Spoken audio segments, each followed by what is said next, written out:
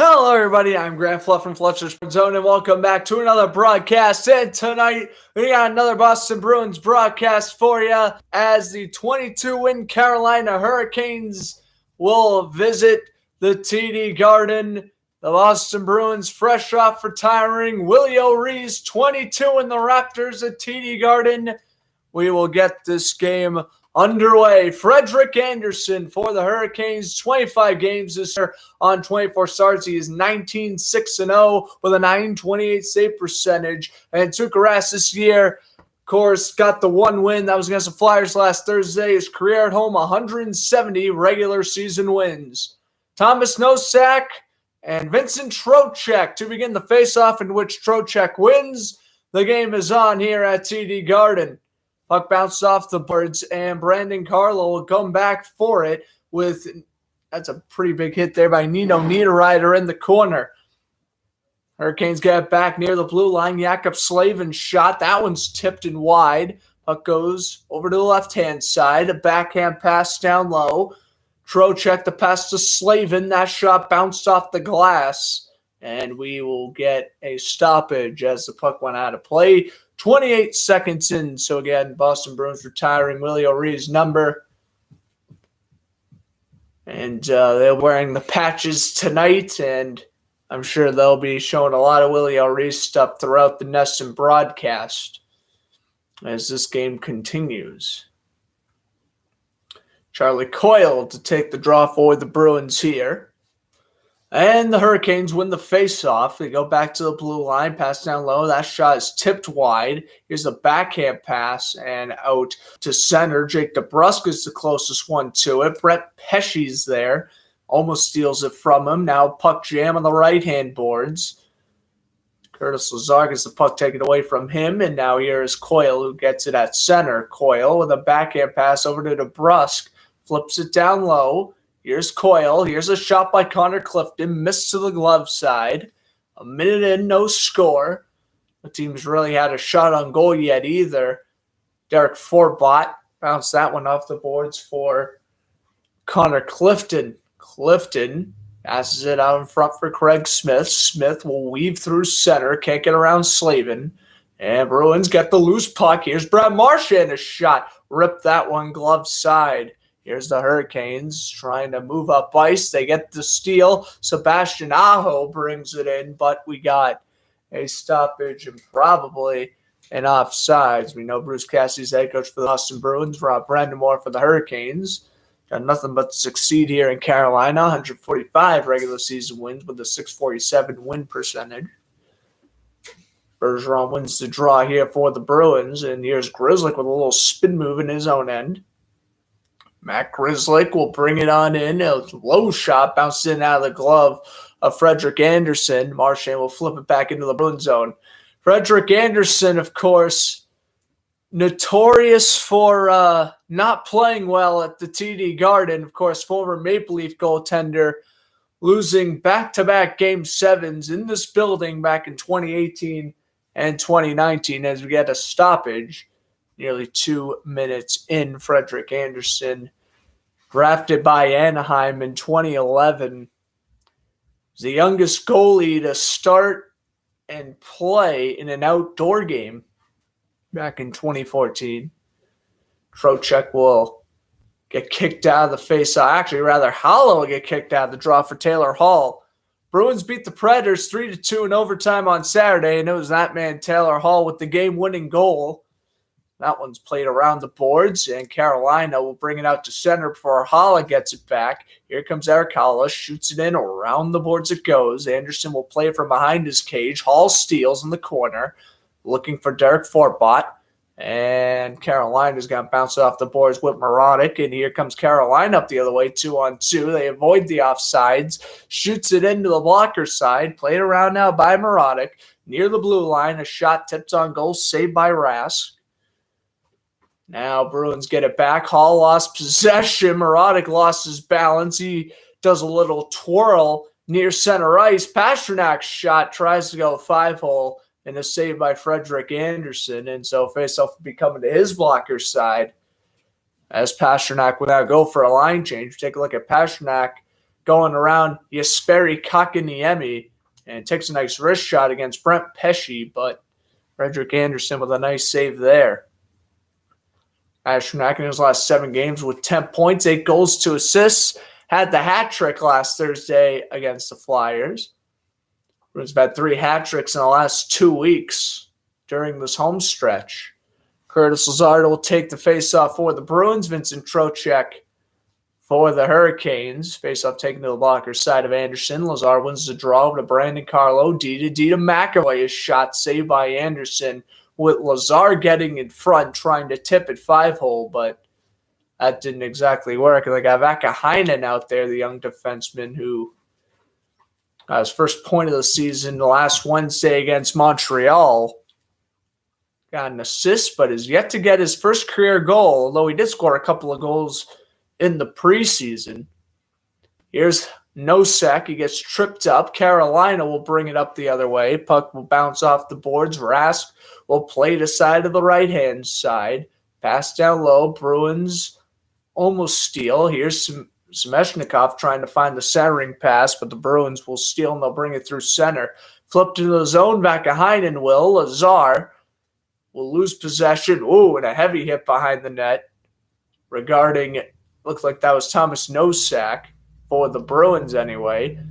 Semeshnikov brings it on in. Bruins steal, and they bring it back. Vakahainen will bounce this one off the boards for DeBruski. Pushes it forward as Oscar Steen brings it in behind the net. Anderson will pass it to his defenseman. He bounces it off the boards. It bounced off a Teravainen's stick. Teravainen gets it past the pass, and a shot, a save by Rask. Hugging the post. Rebound goes right to Brady Shane. He finds the goal, which will be scored by Teemu Teravainen, and the Finland left winger makes it 1-0 Carolina. I mean, Bruins kind of collapsing in the defensive zone there. So Teemu Teravainen, rookie out of the 2014 class, gets the goal. As we take a look again there, Coyle trying to force the puck off the boards. He loses possession. Carolina keeps it in. Good pass from Brady Shea, and Teemu Teravainen beats Rask glove side for the goal. So 1-0 Carolina. Put that down in the chat.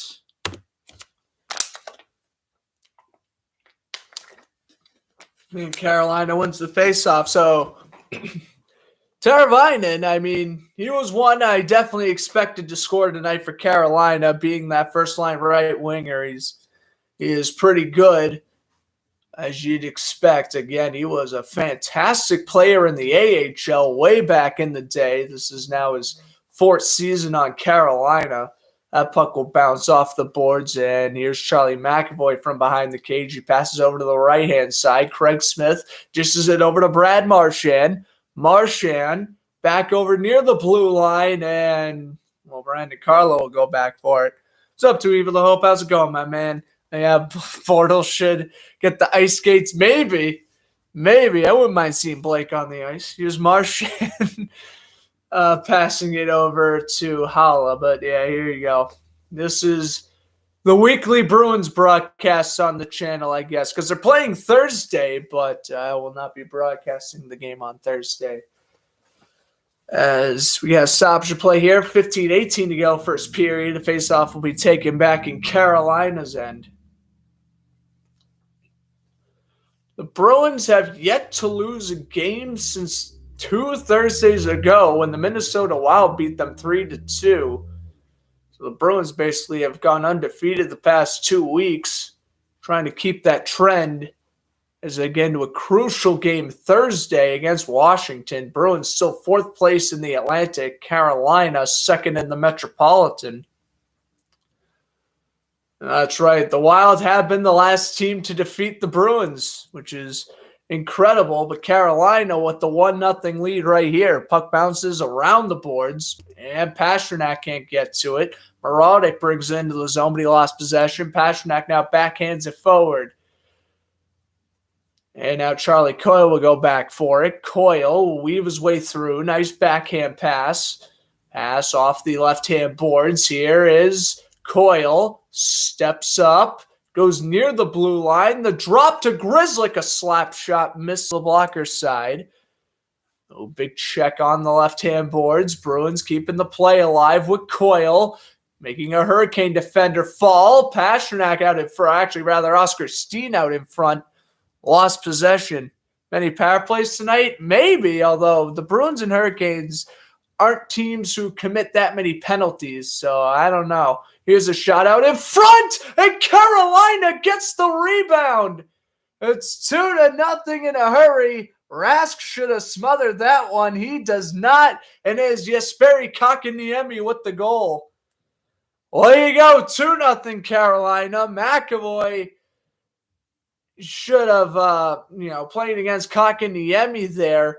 Kind of gave him up out in front. Rask let up a rebound. He definitely should have. And, good pass out front by Nino Niederreiter. Rask made the save, rebound right to Kotkaniemi, 2-0 Hurricanes. I mean, the Bruins were bound to lose eventually. And I hate to say it, but it feels like this is one of those games. Hurricanes scored both their goals in 2 minutes and 19 seconds. I feel the Bruins were going to drop one. Carolina, again, second in the Metro. I kind of sensed, the Bruins, in my opinion, I'd rather them win against Washington. And then they have a weekend game, and then they host the Ducks on Monday. The game I'll be attending, so they better win that one. But they don't, I'll be upset. But, yeah, I'm pretty sure that the Bruins, they're going to drop one of these games down the stretch. And unfortunately, it's this one. Carolina's a team you're not going to want to play in the playoffs. I know the Bruins beat Carolina in the playoffs back in 2020, and 2019, I guess, both of those years. But I feel Carolina has a much better defense than in years past. That's what I feel anyway. Out in front, and Rask makes a save on Jordan Staal.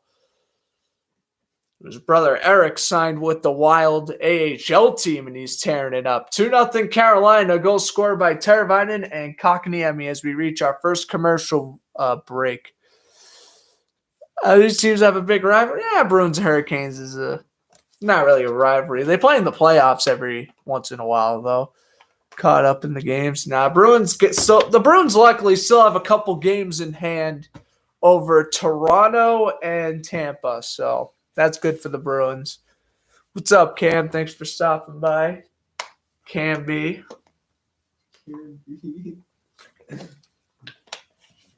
Stopping by the broadcast.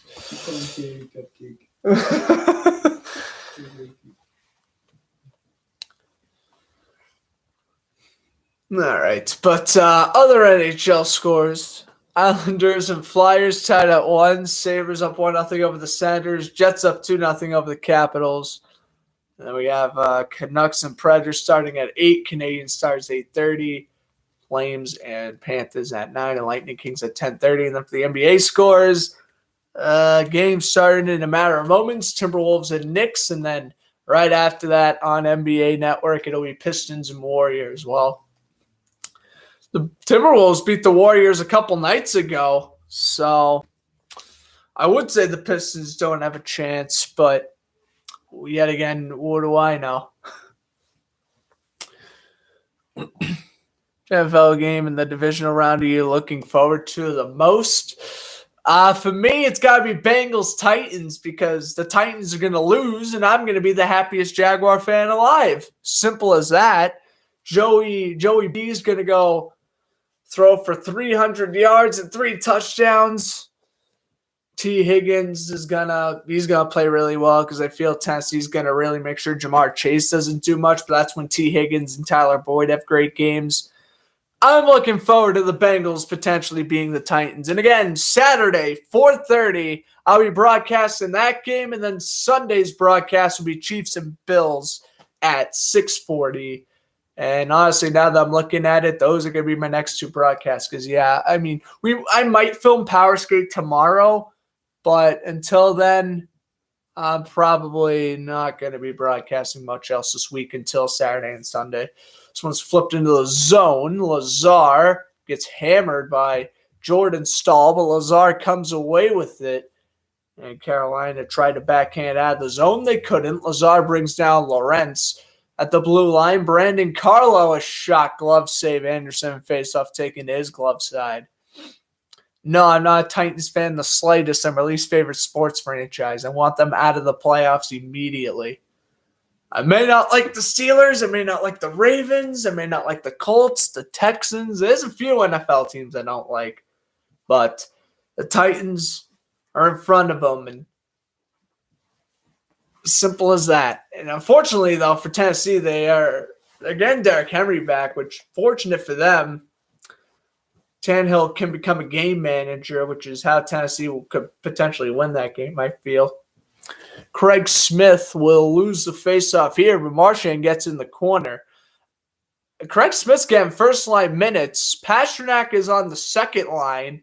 I mean, the line changes have worked, but I don't know if I would demote Pasternak to the second line, though.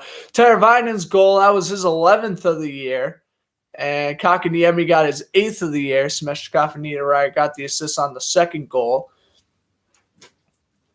Here is McAvoy. Passing it out front for Smith. They bring it up ahead with Marchand. Weaving his way through center. Marchand waiting in the corner. Now steps up near the blue line. And he lost possession. And Sebastian Aho's got a breakaway. And Rask stones him.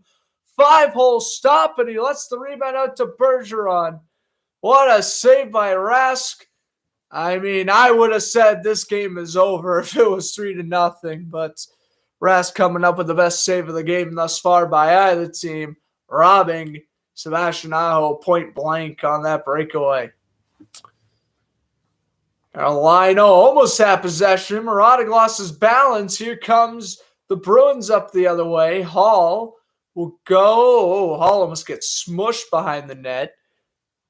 Getting in the play is Akan, the young defenseman. Akan will kick it forward to Pasternak, and he takes a shot on goal that is stopped by Pasternak or stopped by Anderson rather, and Hall and Kakaniemi going at it. Tony D'Angelo, David Pasternak will also chirp, and now Pasternak gives a glove into D'Angelo's face.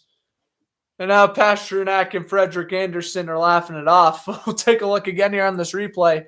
Marchand, nice moves, able to work the puck to the blue line, but looked like it was going to be a nice play, but the Hurricanes stole it. Aho robbed point blank by Rask, and I don't know why Rask never smothered the puck either. I feel like giving up that rebound was extremely dangerous, but he does, and it was no harm, no foul. And I do think the Bengals are legit this year. I want the Bengals to win the Super Bowl, honestly. If it's a Bengals 49ers Super Bowl, I will be the happiest man alive.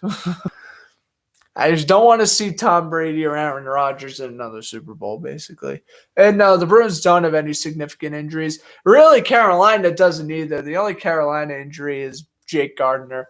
But now, I mean, the Bruins, since they basically got everyone off their COVID protocol list, that's how they've been rattling off this winning streak. They have now won 8 out of 9 games, but it's looking like it's going to be 8 out of 10 after this one. I mean, the Bruins could very well come back. They came back from 2-0 deficits before this year, but I don't know. They haven't faced a tough team like Carolina they've done it against, so I don't know. Back behind him, brings it in behind the net. Here's Taylor Hall. Oh, he makes a hurricane miss, but no one's out in front to receive the pass. Oh, they left Taylor Hall all by his lonesome. Semeshnikov with a hit to, looks like Curtis Lazar, and that's going to be a penalty for elbowing. I was about to say that looked pretty blatant to me, and then Trocheck and McAvoy are going at it. McAvoy's going 2-on-1. Brendan Smith's without his stick. And they're definitely going to call Andrei Semeshnikov here for elbowing, I would assume. That looked very blatant. Or the Bruins getting a penalty, according to Bruce Cassidy's expression. Let's take a look here. Could they call boarding on Lazar? I mean, if anything, that looks like elbowing on Semeshnikov. So I wouldn't see why the Bruins are penalized. Oh, well, maybe not. If you take a look at it at the forward angle, it looks like it should be a penalty. If you look at it from the back angle, it doesn't look like it should be anything. I think that's a flip of a coin right there. Now they're going to put Semeshnikov in the box, which I definitely understand. They're going to call interference instead of elbowing. Now Rob Brendamore didn't like it, but the Bruins will be on the power play. Hurricanes penalty kill, though, ranked first in the league, 91% Bruins power play, 24%, eighth in the league. Slap shot on goal, saved by Anderson with Bergeron out in front. So Bruins will get the man advantage off the interference penalty by the left winger from, where is he from? I feel like he's from either Sweden or Russia. Yeah, he's Russian, Semeshnikov. Makes sense. Don't want the State Farm Bowl? Oh, yeah, that's right. Aaron Rodgers versus Patrick Mahomes. Yeah, we could have just an entire halftime show of State Farm commercials. That would be funny.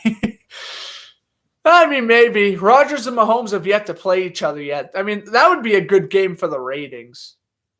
I mean, I would be the biggest Packer fan, though. I would want the Packers to beat the Chiefs. I want anyone to beat the Chiefs unless it's the Titans, really. Like, I'm rooting for Buffalo this week. Here's a pass out in front. That one bounced off the skate. Like me, a Massachusetts native, after the Bills just put a 30-point whipping on the Patriots, wants the Bills to win the following week. Like, bizarre. McAvoy finds the one-timer. Pastrnak missed the net. McAvoy now gets it back from blade to stick. Finds Pastrnak out in front for Bergeron. He didn't get it. Marchand has it, though. Bruins, very good job in this power play. McAvoy. Marchand whiffed on the one-timer. And the Hurricanes, well, they didn't clear it. Pastrnak keep it in the Hurricane zone. The backhander over to Marchand. Finds McAvoy at the point. Pastrnak scores 5-hole. Power play goal for Pastrnak. It may have been tipped in front, but regardless, the Bruins cut the lead in half. Well, there you go. Semeshnikov takes the penalty that definitely shouldn't have been committed. If Semeshnikov just gave off on the play, he wouldn't have been called for anything. The Bruins set up the triangle on the power play. Bergeron, the centering man, off the shot by Pastrnak. It looks like this will be, I don't know if Bergeron tipped that in. If it tipped off his skate, that's going to be a goal for Pastrnak. Obviously, if it bounced off the stick, it's Bergeron's goal. And they will give it to Bergeron. But it is 2-1. Bruins cut the lead in half off the power play. And this is what I'm talking about. The Bruins have come back from 2-point deficits before. You got to, a goal right out of the gate! A slap shot from the blue line. That was short-lived. 3-1 Carolina. A missile. I believe that was Jakob Slavin who took the shot, and it was. Wow. What a slap shot that was. That was a rocket. Well, the Bruins kind of get lazy in their own end. Good centering pass near the blue line by Derek Stepan. And then what a shot here. Jakob Slavin, no tip, beats Rask glove side. Well, 3-1 Carolina. But what a magnificent slap shot by Slavin. Oh, I spelled Hurricanes wrong there. My apologies. Typing and talking. That's not my thing. Coyle on the net. I mean, that's unreal. How did the Bruins make it 2-1 just so they make it 3-1? I don't get the Bruins sometimes. I just don't. Even when they've won like 4 straight games, I'm still out here like, how good is this team really? You make it 2-1, you get all the momentum on your side with a goal on a power play that was pretty questionable, and then, now we have a line brawl in front of the Hurricanes bench. Coyle has Smeshnikov in a headlock. Shea also has Grzelcyk in a headlock.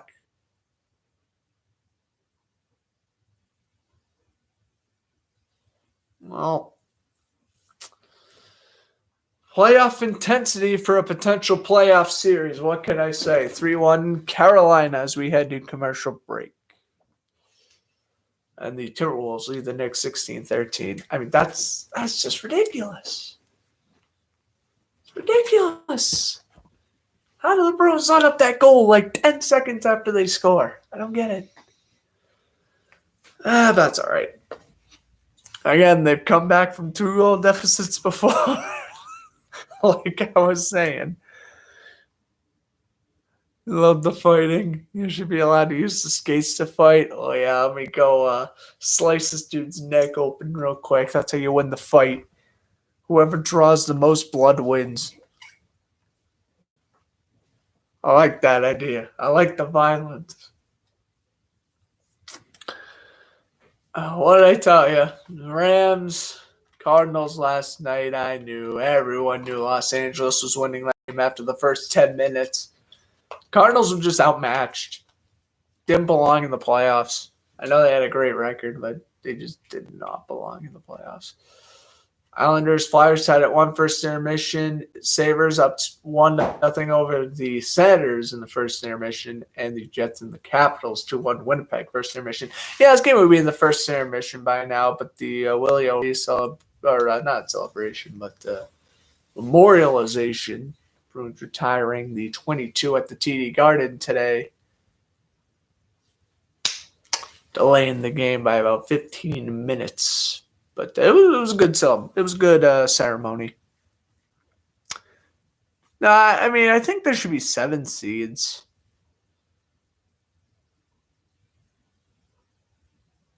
But, like, I liked it how it was before. Like, have 2 teams should have bye weeks. Yeah, I don't know. I liked how they had it. Like, I don't mind adding an extra team in the playoffs, but, like, erasing a bye week was kind of – I didn't like it. Carolina's going on the power play, though. Ranks 7th with 24% on the power play. Bruins penalty kill also ranks 7th. Bruins win the face-off here. I mean, yeah, it was a good idea. I like the fact that there's more teams in the playoffs. It makes the wild card race more intense, having an extra team.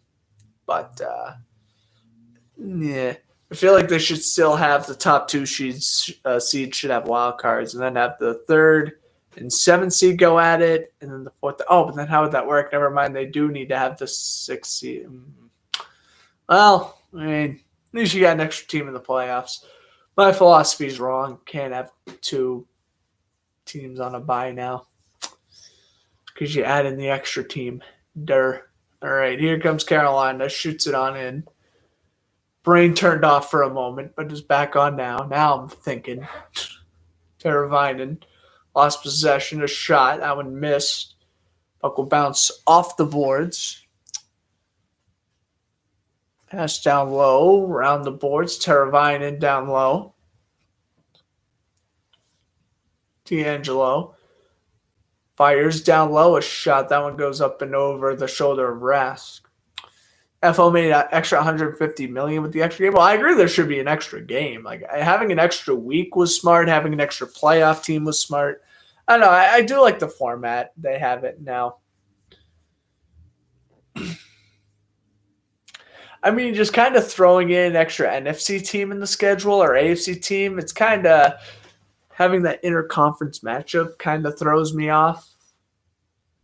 Like, I like how they base it off of records from the previous season, but, like, they should just face, like, another AFC team. I feel like they should have stuck with the, okay, I have one division, face one division.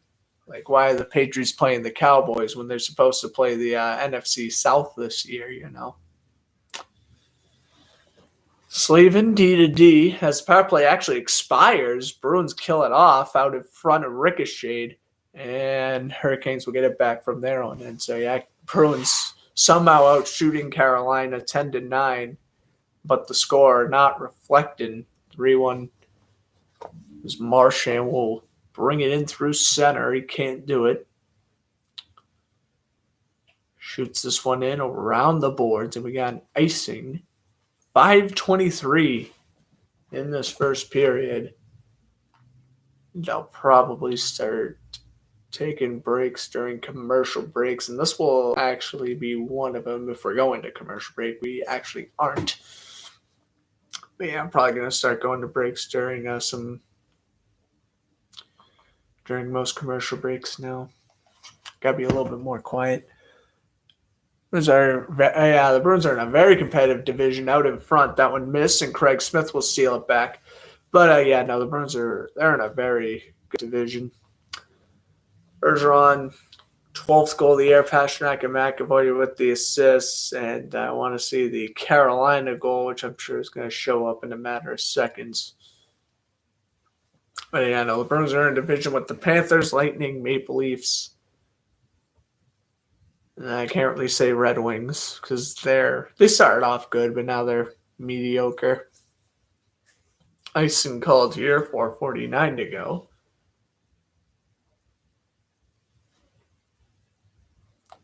In this first period.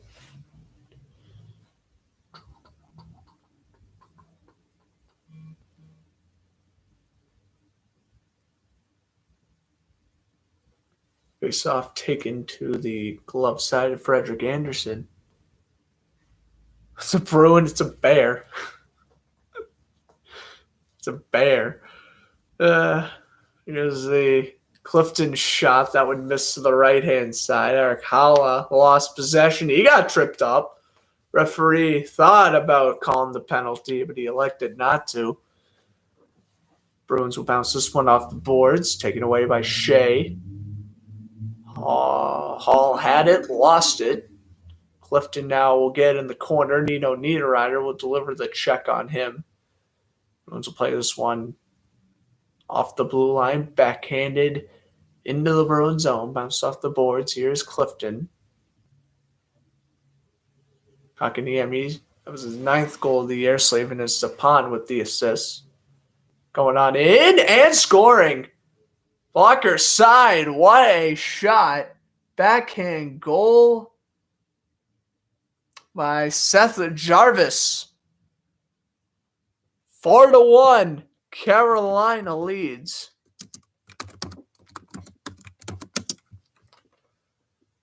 What the heck is up with the Bruins tonight? Again, they were going to lose one of these games. They're not going to go on like a 40-game winning streak to end the year. We knew that was going to happen, and just tonight they're playing really bad.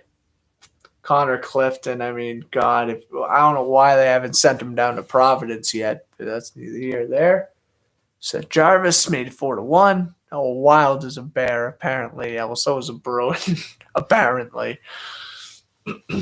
Coyle passes it down low for DeBrusque.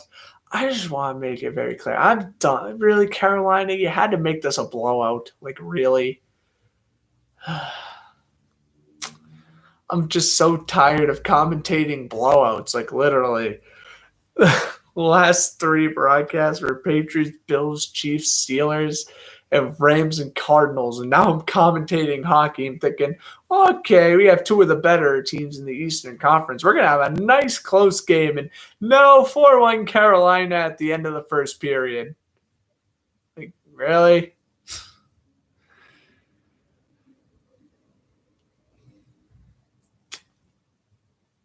Hate commentating blowouts out in front. 5-1. Are you kidding me? Oh my God. And 5-1. A backhand pass from behind the net. Somehow found Derek Stepan out in front. You would think the Bruins would put in line a Saul Mark right about now. Oh my God, this is incredible. I cannot remember the last time I've seen the Bruins allow 5 goals in a period. This is humiliating. It's a good pass out in front. Just great pass by Jordan Moronic. He's going to find Derek Stepan in the slot. I mean, I don't know how you do not pull Tuukka Rask after that goal. He's on 5 goals on 12 shots. How do you possibly keep your goalie in? Rask is still in the net. Why is Rask still in the net? He's allowed 5 goals on 12 shots. This is horrendous coaching by Bruce Cassidy. I mean, you're going to lose the game, I get it, but oh my God, can you at least try to, I don't know, gain some confidence in your team? We're on pace to having a 15-3 Hurricanes win right now. Is this starting to look like a baseball score? Absolutely. Am I a Red Sox man? Yeah, I guess. I would classify myself as one. I like the Red Sox and the Mets.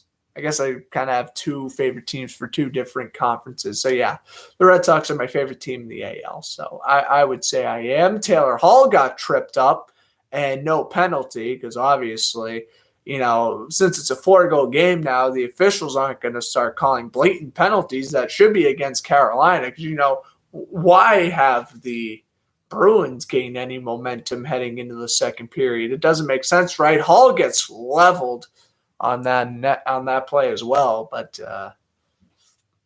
yeah, this is embarrassing. And if Tuukka Rask is still the goalie for the second period, I mean, I got nothing to say about Bruce Cassidy here other than shame on him. He's got to pull his goalie. 5 goals on 12 shots. He has a save percentage worse. Tuukka Rask right now is a save percentage worse than if you spiked the ball on the ground on every play. Oh, we'll start making football references in a hockey broadcast. I don't care. Let's hate I do hate the Yankees, yes. It was Stefan's 5th goal. Moravic's 6th assist of the year. Yeah, I know. Red Sox and Mets fan. That's a death sentence to hear for a Yankee fan, ain't it?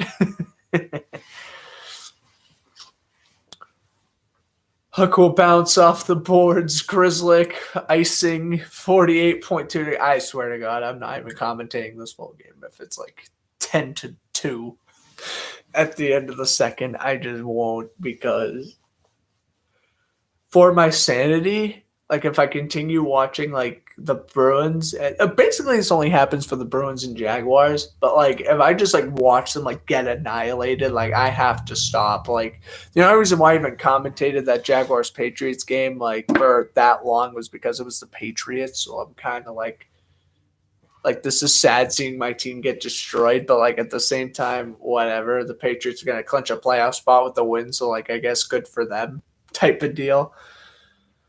Well, like if I was commentating like the Jaguars Week 18 game against Indianapolis and they were getting killed, oh boy, I would not have been having a fun time. I wasn't even having a fun time doing the Patriots game. I was just like, really, Patriots?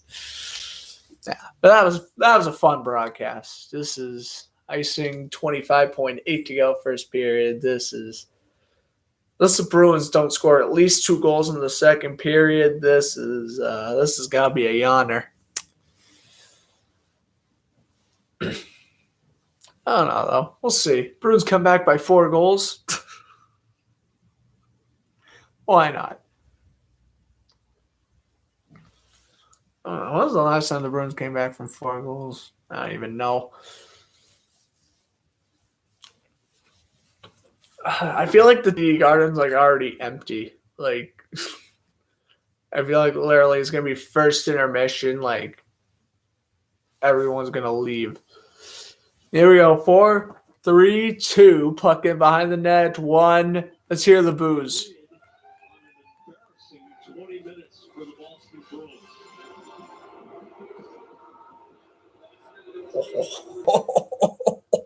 Everyone in the arena's booing. Everyone in the arena's booing. Oh, boy. I mean, I'd be booing there, too. Thank God I'm going to the game next Monday because if I went to this game, I would not be a happy camper.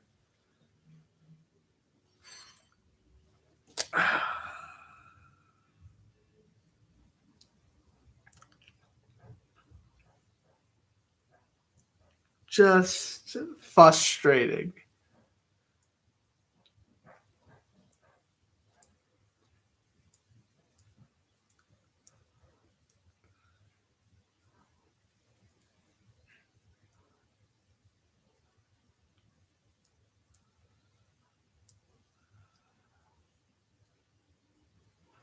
How much were tickets? I don't even want to know. They were probably like $90 for nosebleeds, and like they're probably $90 for nosebleeds. Like, well, because the Bruins are actually good, it was easily 200 for front row seats, and I think it's about 40 parking at TD Garden. I'm pretty sure.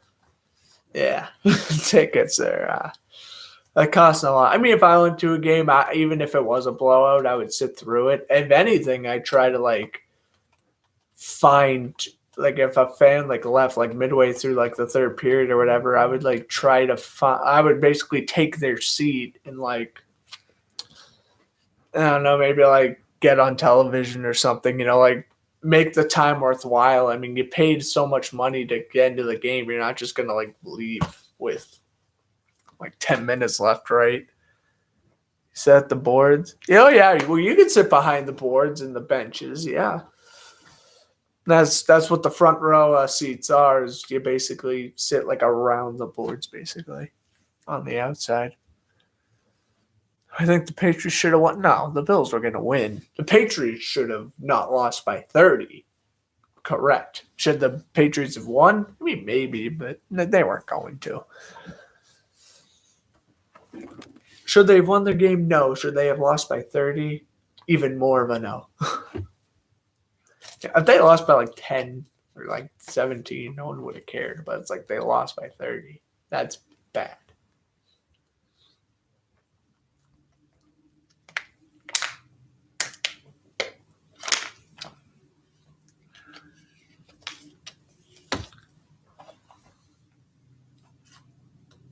I guess I'll do like a Q&A or whatever. I got nothing to talk about in this first intermission. I do got to be a little bit more quiet than usual today, unfortunately. So, unless the Bruins make some sick comeback, you're not going to be hearing any yelling from me. Oh, yeah, the NFL Network's playing a replay of the 49ers-Cowboys game. Can I watch this instead, please? Literally.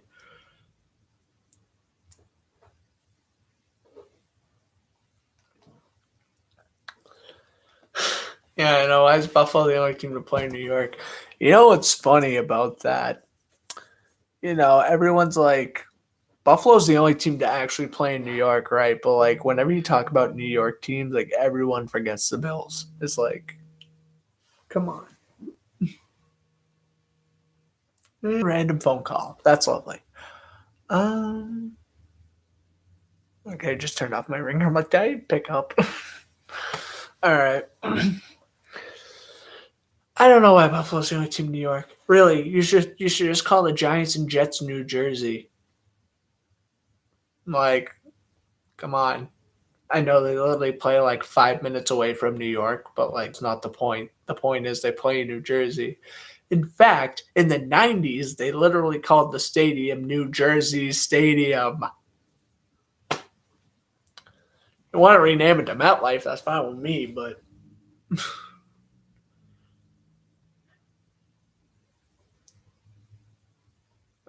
I mean, yeah. No. They should have the Super Bowl in Buffalo, though. That would be fun. I want to see a Super Bowl in the snow. Lose their minds if they did, yeah.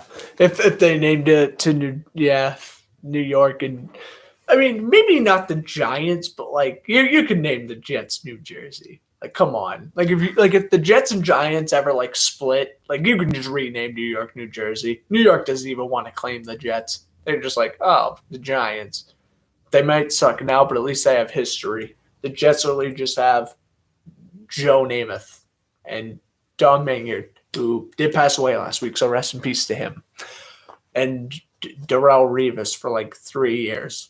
And people like to overrate Darrelle Revis all the time.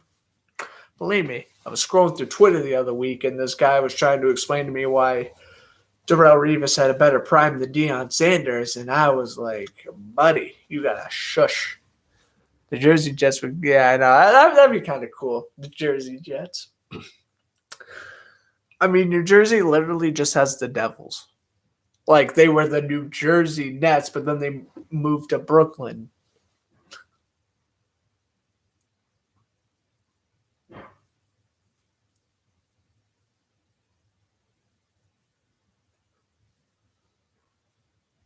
Also, a little stat update for you. The last time the Bruins allowed 10 goals against the Capitals, Alex Ovechkin scored a hat trick.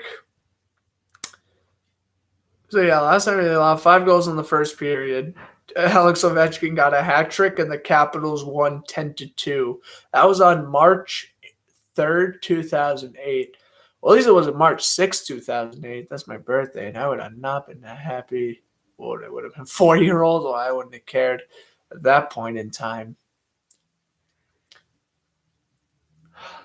I mean, the Bruins had such a nice ceremony with Willie O'Ree. They had such a nice celebration.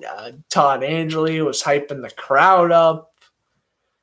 And, when the Bruins scored that power play goal, it was only 2-1. You allow the quick goal to Carolina, you make it 3-1. Okay.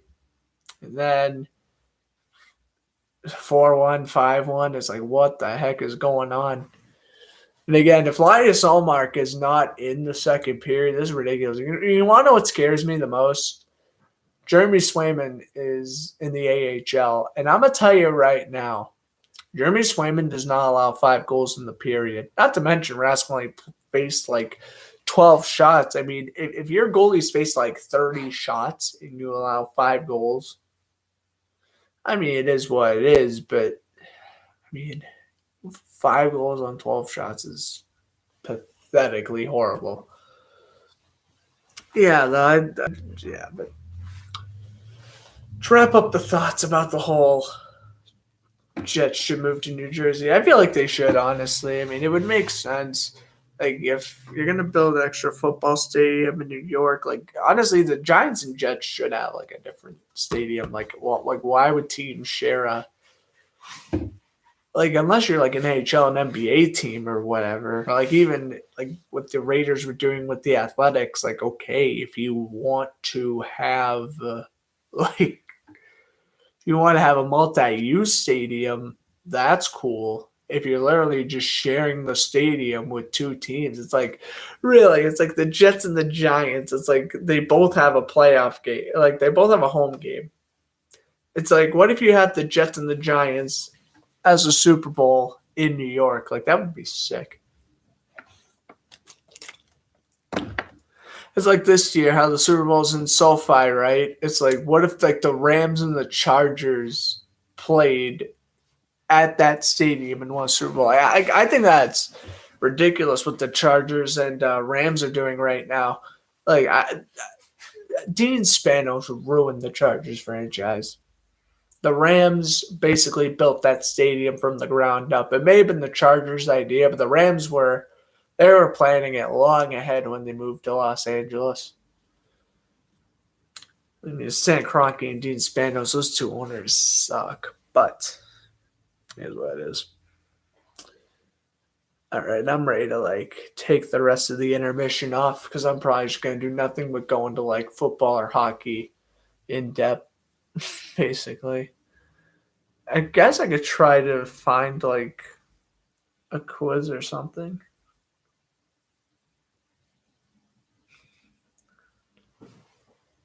How about random NHL quizzes?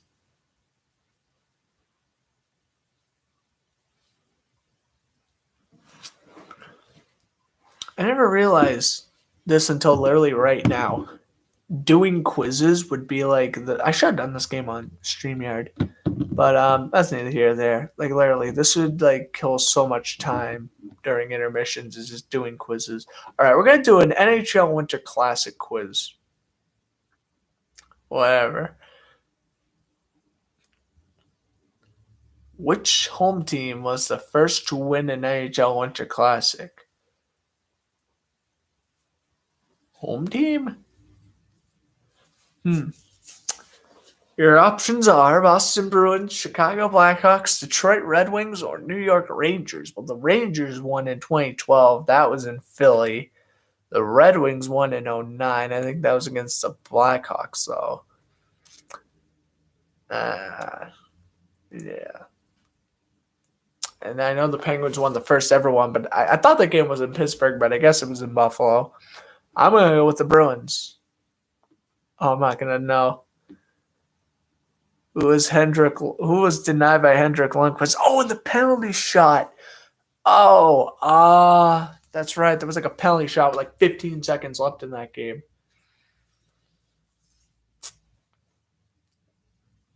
Oh, great. I'm going to use my brain. I'm pretty sure it was Daniel Briere. Oh, shoot. Next. I'm pretty sure it was Daniel Briere. Oh, I don't know. They don't tell me if it's right or wrong. Two teams from Canada played in the Winter Classic. Who are they? How old is this? Is Maple Leafs and Canadians, though. Here's the Winter Classic. Who did Ryan Miller? Who did, or was it Ryan Miller? It had to have been Ryan Miller. Ty Conklin was the Penguins goalie. Am I keeping you up? Okay. Ryan Miller. It wasn't Marty Baron. It had to be Ryan Miller. Which team has appeared in the Winter Classic 4 times? I must say Blackhawks. Sure. The first goal in the Winter Classic. Oh, it was It was Colby Armstrong. I'm pretty sure.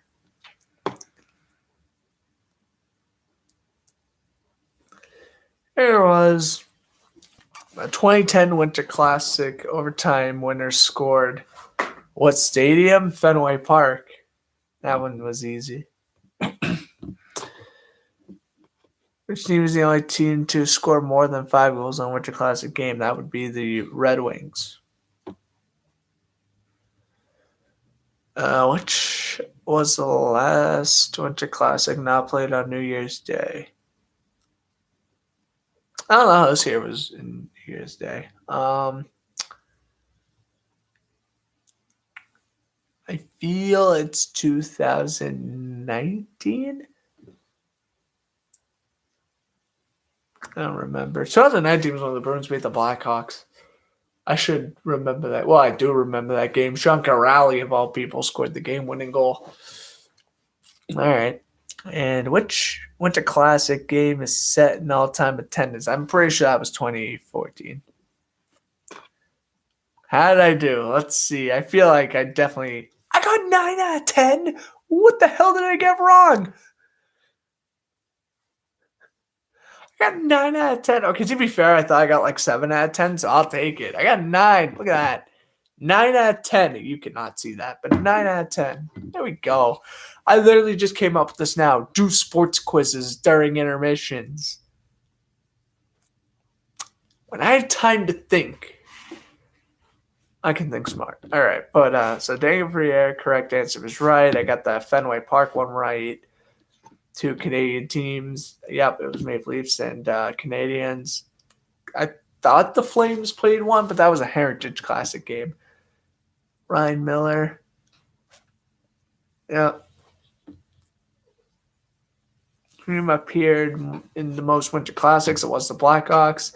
It was Colby Armstrong who scored the first Winter Classic goal. I thought that one I got wrong. Fenway Park, that one was right. Team has scored 5 goals. The answer was the Red Wings. Dude, I got the last one wrong. Wait, or did I? Winter Classic was not played on New Year's Day. I said 2017. The correct answer was that. And then, yeah, I got 2014 right. Wait, which was the one I got wrong?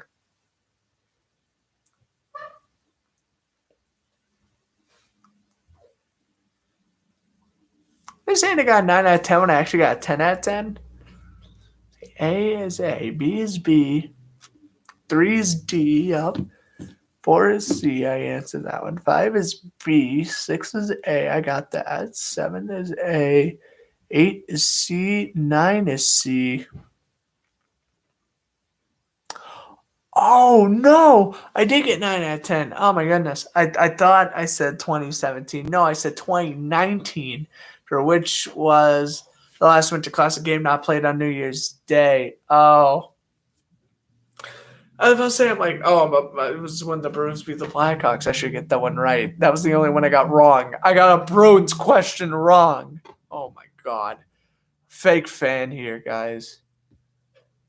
Fakest fan in America. No, not really. All right. The Capitals tied it against the Jets. What? Really? Okay. Well, that was fun. That was fun doing a little quiz during the intermission. I'm pretty sure there was like 5 minutes left in the intermission. I'm probably going to go step aside for the rest of it. They're in commercial break now. I'll kind of wait till they're done so I know. I'll tell you, if the Bruins are, if it's not at least 5-3 by the end of this period, I just don't see how the Bruins can come back. I don't think they would, but we'll see.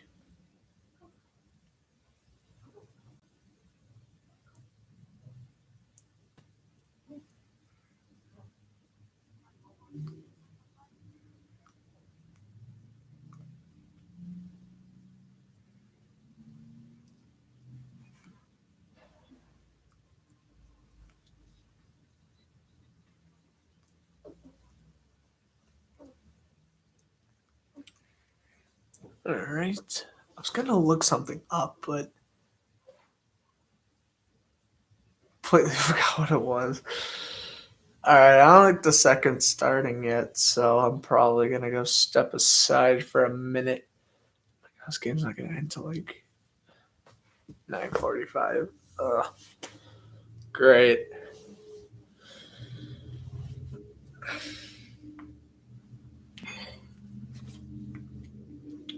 I mean, hopefully the game will go by quick now. I mean, it won't go by quick because if it's a blowout, it won't, but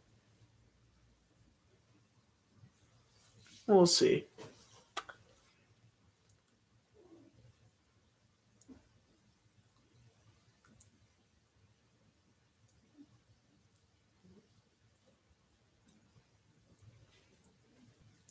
Yeah, same mission. Isn't that over yet? So I'll be right. Well, I won't say right back. I'll be back when the second starts.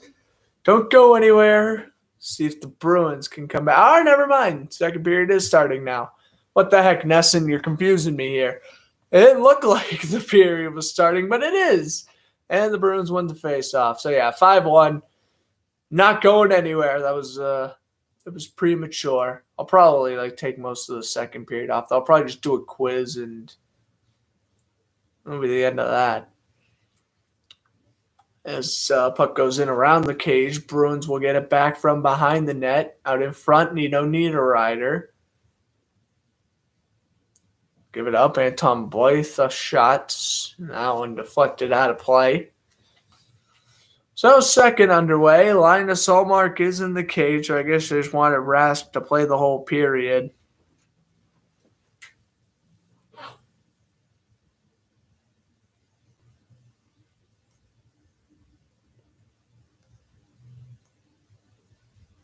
But yeah, Rask now on the bench. And for good reason. I mean, good riddance to Rask, dude.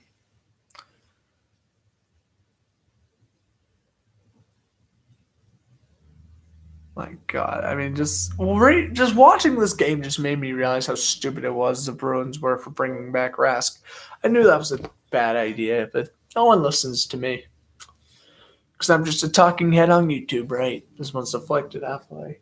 No, but like seriously, I knew when the Bruins brought back Tuukka Rask, I knew that was going to backfire horrifically. And shocker, it backfired horrifically.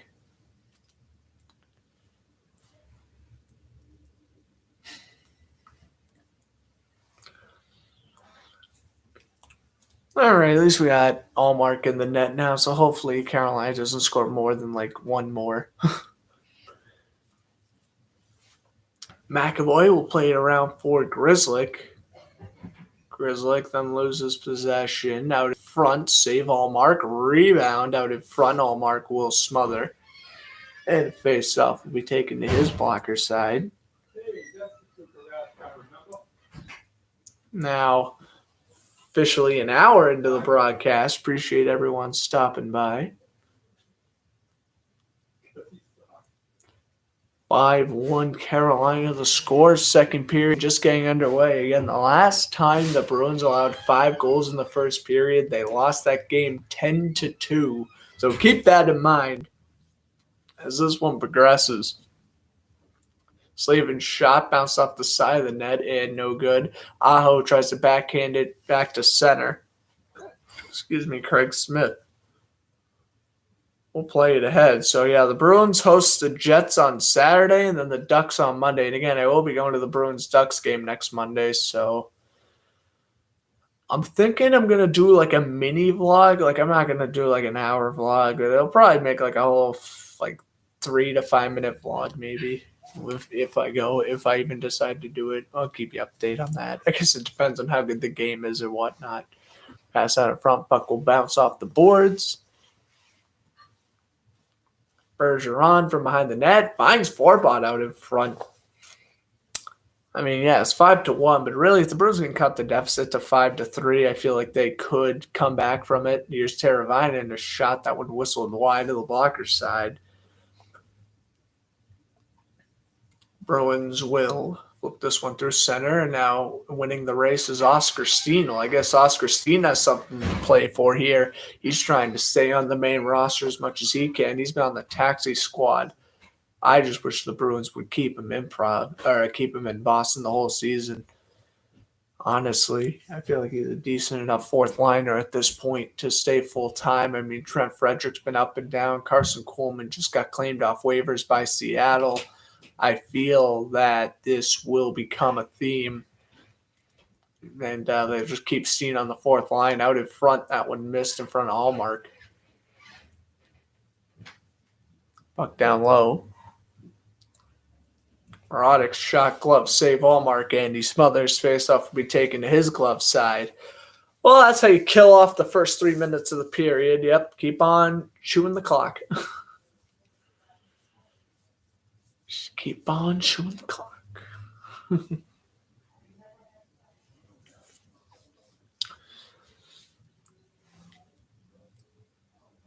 This is like when you got a 28-point difference in football and you just want the team just nonstop run the clock so the game will end quicker.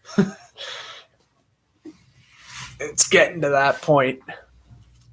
No sack will take the face-off to the left-hand side. Take it against Vincent Trocheck, and the Bruins win the draw, but they don't really go anywhere with it.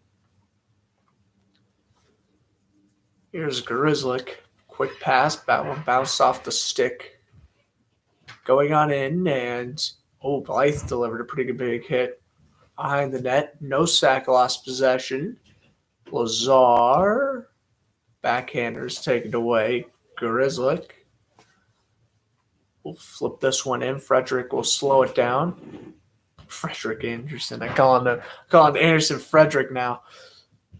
I mean, I guess it works. That is his name.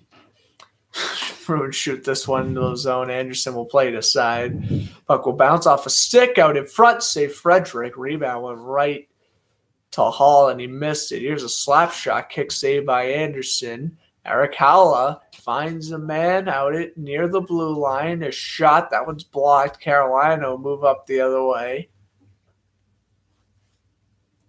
Starting on the breaks is Jarvis. Finds a man out in front. Saved by Allmark. Bruins will bring this one up ahead. And now here comes David Pastrnak. Pastrnak will flip it over to McAvoy. Shot, kick, save. Halla has it. And that backhander missed it. I mean, the Bruins are getting some scoring chances. Out shooting Carolina in this period, 5-2. Bruins, I mean, that's good you get scoring chances. Now you just got to score 2 or 3 of those, and all of a sudden you got yourselves a hockey game again.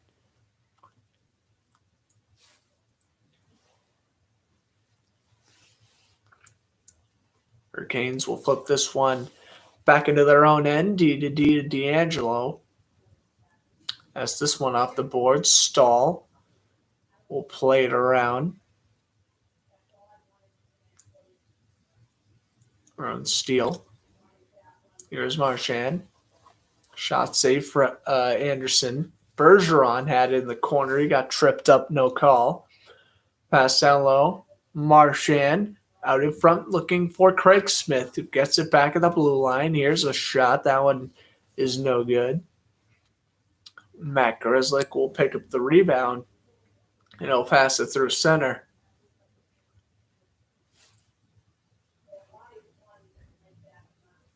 McAvoy, D to Grzelcyk. Off the glass, flip back into the zone, and we got a stoppage.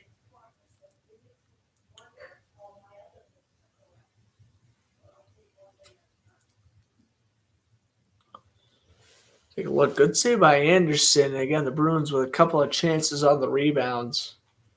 Just haven't been getting there.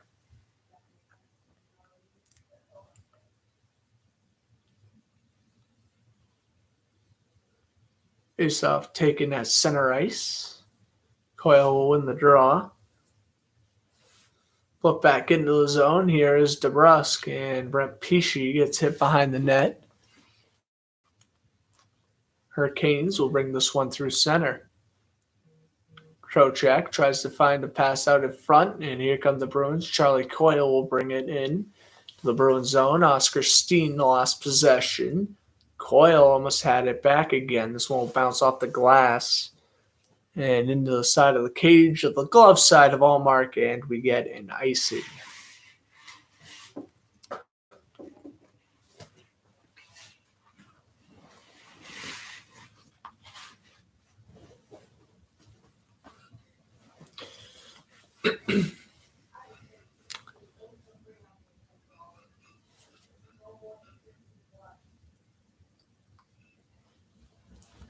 Holland wins the draw. Bruins don't get a shot off, though. Flipped into the zone. Allmark will play it aside. Ronick gets checked by Heinen.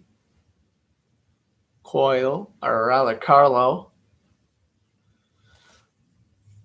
Get pinned behind the net by Morotic. Bruins will keep possession behind the cage. Puck will bounce off the boards. Taylor Hall lost possession. Hala will bring it up ahead to Pasternak. He gets tripped up. No offsides, no penalty. Hurricanes will bring it forward. Quick pass, backhander. That one bounced off the boards. Icing will be called. 13-13 to go. Weird time. You have to have a commercial break this period. I guess that's a positive. These commercial breaks are going to be even more agonizing now. You look at the Bruins just cut the scoop. I mean, he's got to make it 5-2. I mean, like at first I'm thinking 5-3. Even if they make it 5-2, maybe. Because the Bruins are a third period team, so like maybe they come back. I don't know, but I just don't see them coming back, scoring 4 goals in a period.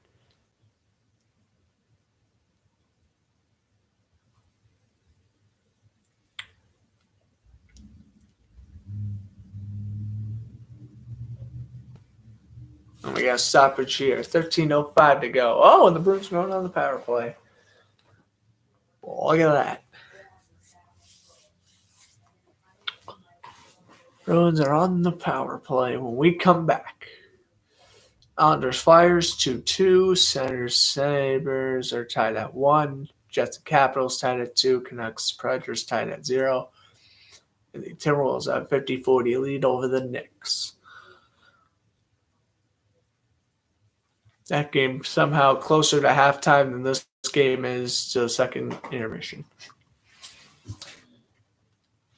I mean, really, but like if this game started on time, this game would have had like probably 3 minutes left in the second period. And that's what kind of stinks about the whole. I mean, it was a great ceremony. Don't get me wrong. I'm not trying to speak poorly of it, but like that delayed the game by about 15-20 minutes. Basically, this game would have about 3 or 4 minutes left. Honestly, at the rate this game is going, it's probably going to catch like every other game in intermission.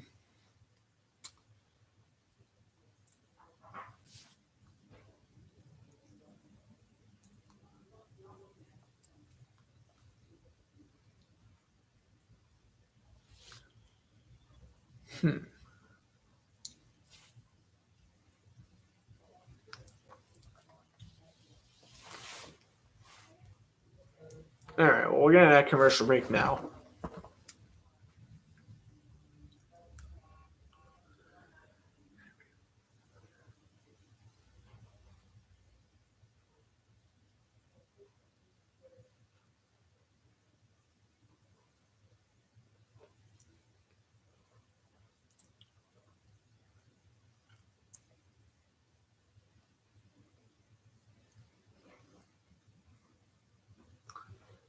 Well, Bruins got the power play, though, and this commercial break.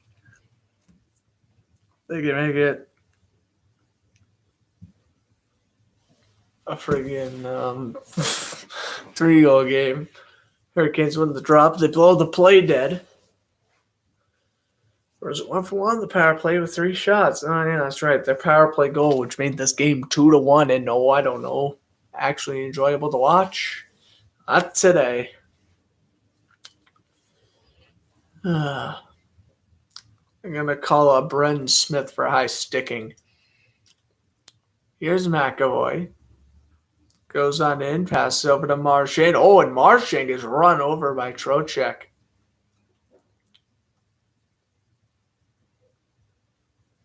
Mark will leave McAvoy behind the net. McAvoy will go on in. Passes it down low. Here's a shot around the boards it goes. Marchand lost possession. Hall will play it around for Pastrnak. Over to Hall. Hall goes on in. Passes it over to Marchand. A quick wrist shot. That one missed blocker's side. McAvoy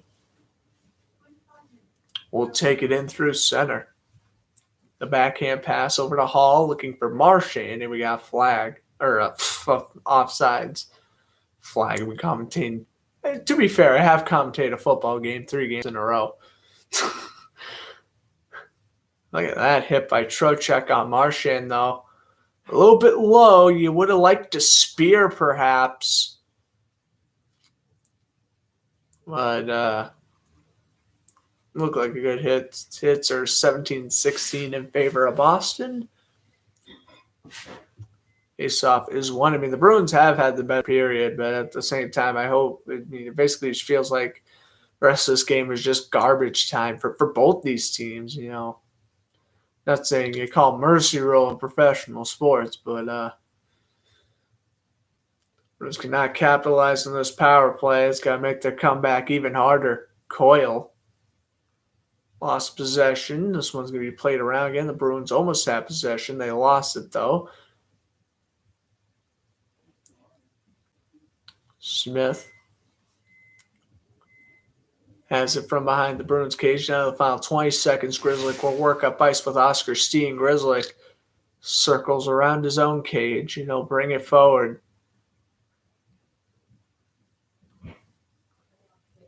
Pass off the boards. Pastrnak. That one circles the cage. Pastrnak now finds Coyle. Pass. A shot tipped on goal and missed by DeBrusk. And that one is cleared. Icing is called. Well, they finally pulled the goalie. Ooh, Allmark's playing way better than Rask. But, yeah, this is bad.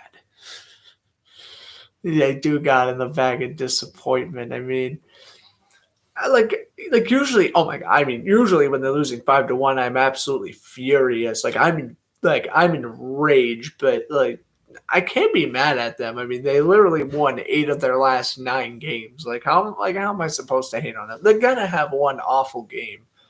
I knew this was coming. I'm just glad it didn't come when I was going to TD Garden on Monday. It still might happen. They may get blown out that game too. I don't know, but considering how the Bruins won 8 out of 9, I really can't be mad. I mean, I'm if anything, I'm mad at Tuukka Rask. I'm just mad at management because I knew Tuukka Rask was going to be.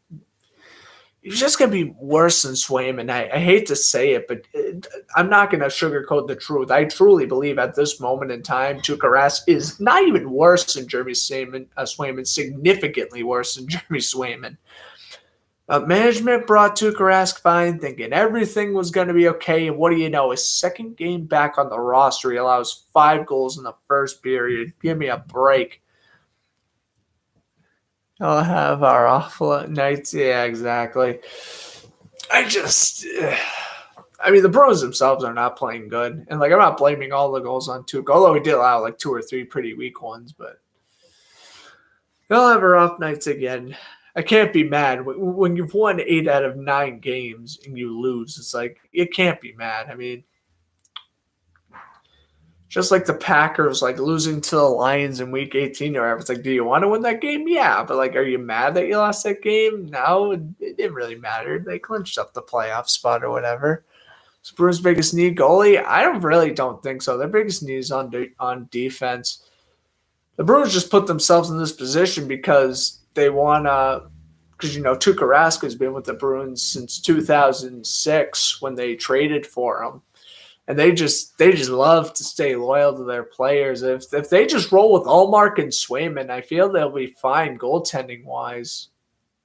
Got a high sticking penalty coming up here as we head to our second commercial break of the period. But no, I feel the biggest need for the Bruins is defense for sure.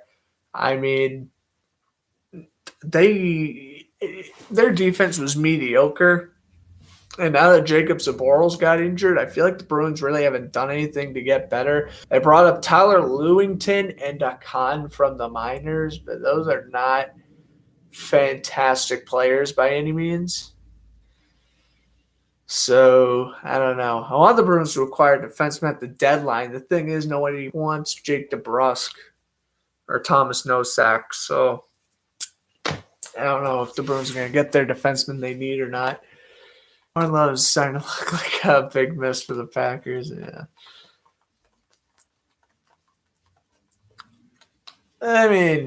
Say what you want about Jordan Love. He's only played in 5 career games. Come on. I didn't say nothing about Jordan Love until he plays a full season under his belt. But I will say though, you're Jordan Love. You can't be going up the. Hopefully, he doesn't go down the Jimmy Garoppolo route where he just stays behind Aaron Rodgers, and then eventually the Packers are going to have to trade Jordan Love because they're oh wait, Aaron Rodgers, you're just making a big deal out of nothing. He's staying with the Packers for a long time. You never know. Nah, the Bruins didn't give up anyone really. The Bruins gave up Jeremy Lazone to the Seattle Kraken. He was a horrific defenseman. I was pleased that the Kraken took him off the Bruins' hands. Jeremy Lazone's okay. He's whatever. He's your average 6-pairing defenseman. Not good, not bad, not horrible. He's serviceable. Bruins got another power play thanks to the high sticking penalty. Taylor Hall fakes the wrist shot. Going to call Sebastian Aho for the penalty. A one-timer saved by Anderson. Right on goal. And Carolina clears. Really, other than Jordan Eberle and a couple other players, I feel like Seattle didn't even have a good expansion draft. And it's showing this year. They have been pretty mediocre this season, as expected. Here's the comeback. Oh, well, I don't know. They were just on the power play 3 minutes ago. Considering they were just on the power play 3 minutes ago and they didn't score on that one, I don't have any confidence to scoring in this one. But yet again, whenever I start losing faith, they actually kind of start to play better. And McAvoy's going to get tripped up. Okay, well, maybe a 5-on-3. Yeah, no, they're going nice really well. That was a once-in-a-lifetime expansion team thing where you go to the finals your first year. But, the Hurricanes will now have to kill off a 5-on-3. Defenseman Ian Cole tripped up Charlie McAvoy. So there we go. 5-on-3 if the Bruins score on this. The Bruins score on both these power plays. You're looking at a 5-3 game with about 7 minutes left in the second period, and all of a sudden, you got the momentum, you got the crowd back into it. I think that's if they score both I think it's if they score on both, but hey, even if you score on one, you cut the deficit. Back over to the blue line, Marchand to McAvoy. Played to stick to Pasternak. Down low. Back to Pasternak. Over to McAvoy. Pass down low. A shot. Save made by Anderson. Out in front. Pasternak's got the loose puck, and that shot is save made. Just scored 5 quick goals. I'll have to score them quickly, but they got to score at least 1 or 2 quick ones. One-timer. That one missed. Oh, and it's going to go down the length of the rink. 200 feet. Never mind. Allmark. Good awareness by Linus Allmark. Giving the puck to McAvoy. Now here's Pasternak. Over to McAvoy. McAvoy's going to wait. Pasternak one-timer. Save Anderson. Puck goes back over to the blue line. Come on, Bruins. I'm starting to believe in you again. Pasternak saved by Anderson and Smothers on the rebound. 18 seconds left on the 5-on-3. Basically, I'm looking at this game right now, and I'm like, what if Allmark just started? I have a headache because I'm literally just like, what if Allmark started? Like, literally, if he just started, the Bruins would this game would probably be, like, tied at 1 right now or something. Like, it would not be 5-1, but yeah, it is what it is. Here is Pasternak. Passes it over to Marchand. Marchand passes it to McAvoy as the 5-on-3 expires. They didn't score on that one. Pasternak now trying to score on the regular power play, and that one deflects out of play. So Aho's out of the box.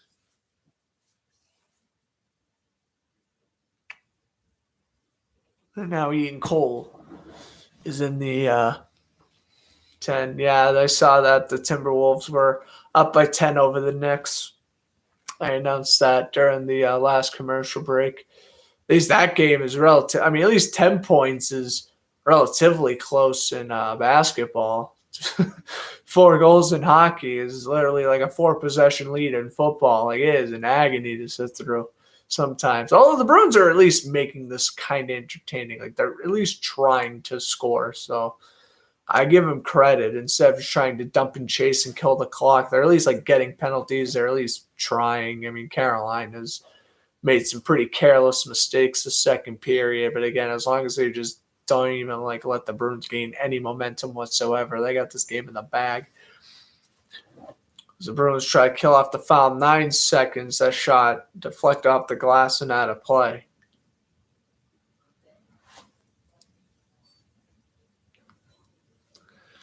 My favorite NBA team would probably be the Celtics or the Trailblazers. I like them both. It's probably more the Celtics, but Damian Lillard is my favorite NBA player, so I really like the Trailblazers too. I have a Lillard jersey. I have a CJ McCollum long sleeve jersey shirt thing. So, yeah. I like the Trailblazers too, but Celtics are my Eastern Conference team. Here's Craig Smith, a shot saved made by Anderson.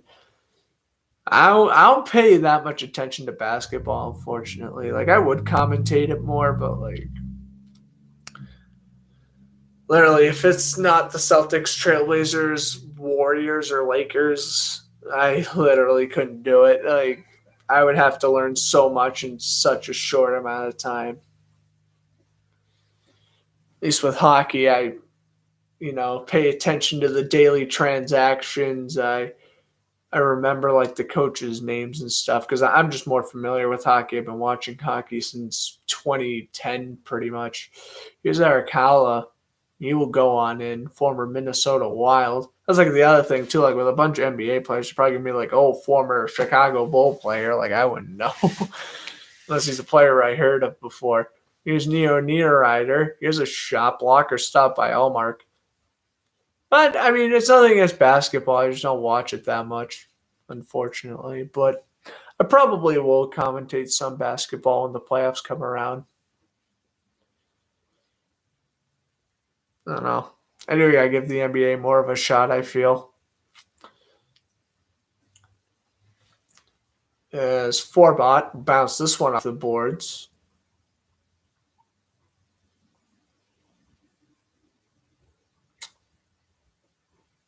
Played in through center. Allmark will play it aside. Puck will bounce off the glass, and Shmeshnikov lost possession. Here comes Thomas Nosak. Nosak will flip this one into the zone and just goes for the line change. Oh, come on, I was just complimenting other Bruins to make this game interesting. Oh, DeBrusk with the steal. DeBrusk! Oh, turnaround pass. Missed. Grzelcyk. I love how the Bruins fans are still in it. I love it. They're still like, how the heck did you miss that pass? Here's a shot. That one missed and deflects out play to the glove side. 4:17 to go. We head to commercial break. We are. All right, I'm going to step aside for this one. Don't go anywhere. Still 5-1 Carolina.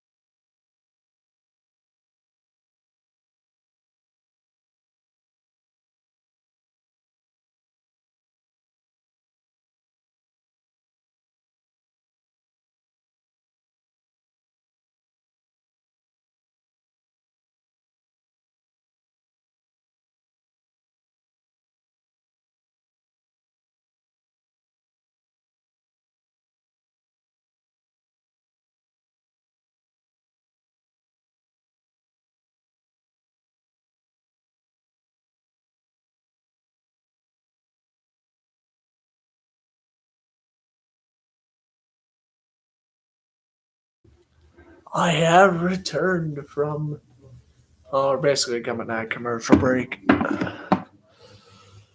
So 4 minutes left in this period, and we're probably going to reach second intermission by the time 9 o'clock rolls around, which means face-off is 1, so this means the game probably won't end until around 9:45, 9:50 Eastern time for those wondering as Carlos shots blocked. And Carolina will bring it through centers. Yeah, there's 4 minutes to go. We'll see what happens. Coyle gets hit. Jordan Stahl right on Allmark, and he makes the save.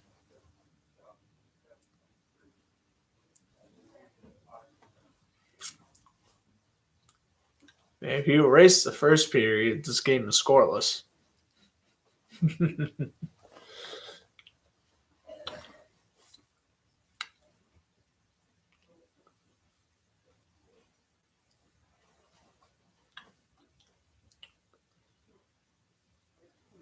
Face-off is won by the Bruins. Puck will bounce off the boards, and from blade to stick, Marchand lost possession. Grzelcyk over to Aho. Rose basically got to score 2 goals in 3 minutes for me to increase my excitement level.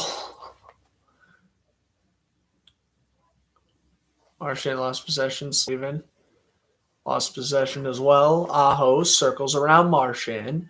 Aho over to Teravainen, over to D'Angelo. A shot. That's a save by Allmark. Goes back over to the blue line. D'Angelo passes down low. Lead around. Back over near the blue line. Pass down low again. Shaw's blocked by the Bruins. Here's D'Angelo. Feeding it down low. But in front for Aho, and a good block by the Bruins defense. D'Angelo will flip it through center. We'll flip it up ahead again. Here's Aho. passes it down low.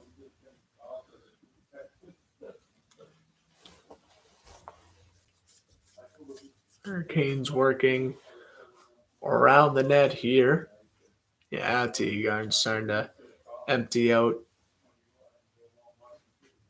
Will bounce off the boards.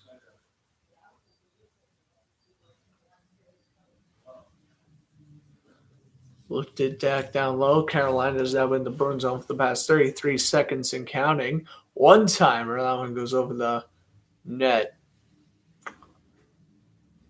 That's down low, goes around the cage. Carolina will bring it back over to the blue line. A low shot. Back over. Here we go. Maybe 6-1. Well, not quite. Good defense. And puck is deflected out of play. So 1:55 to go in the second period.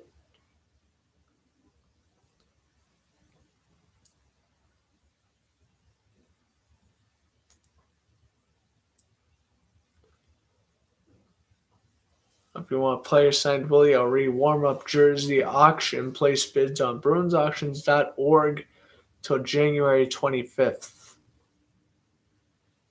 For those who want to enter into that. Okay, so I've taken the blocker side of Hallmark, 1:15 to go, or 1:55 to go. Second period.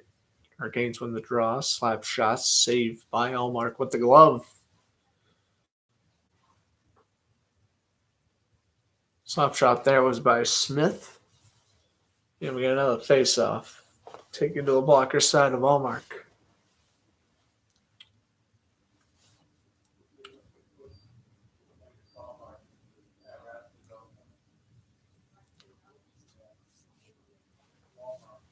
Stuff taken to the blocker side. No sack to take the draw against Trocheck. And then no sack goes too early. And there they go. No sack wins the draw. And the Bruins flip it forward as Smith. Circle, bounce it off the boards. And Allmark the save.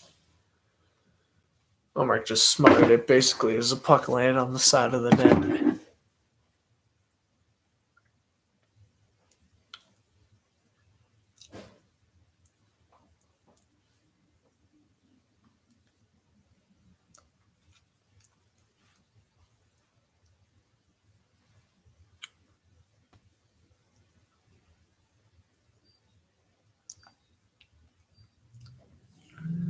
Oh, and Robin Salo scored his first career NHL goal, and Cole Perfetti as well.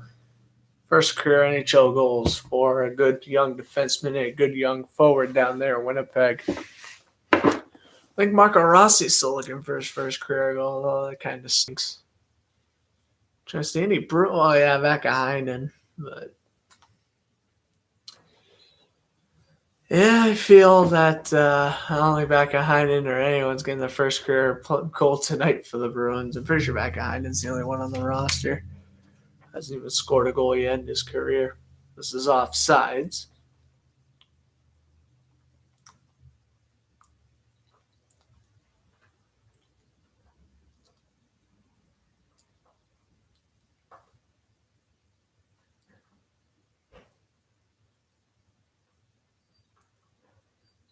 Hoyle to take the draw against Stahl. Face-off taken just outside Carolina's end. Hoyle wins the draw. D to Vakainen. Vakainen shot saved by Anderson. Hurricanes will pass this one off the boards. Bruins get it back. Here's a quick pass looking for DeBrusk. And we got an icing. 58 seconds left. Oh, what the heck? This period is going to end before 9. Now it won't because of stoppages.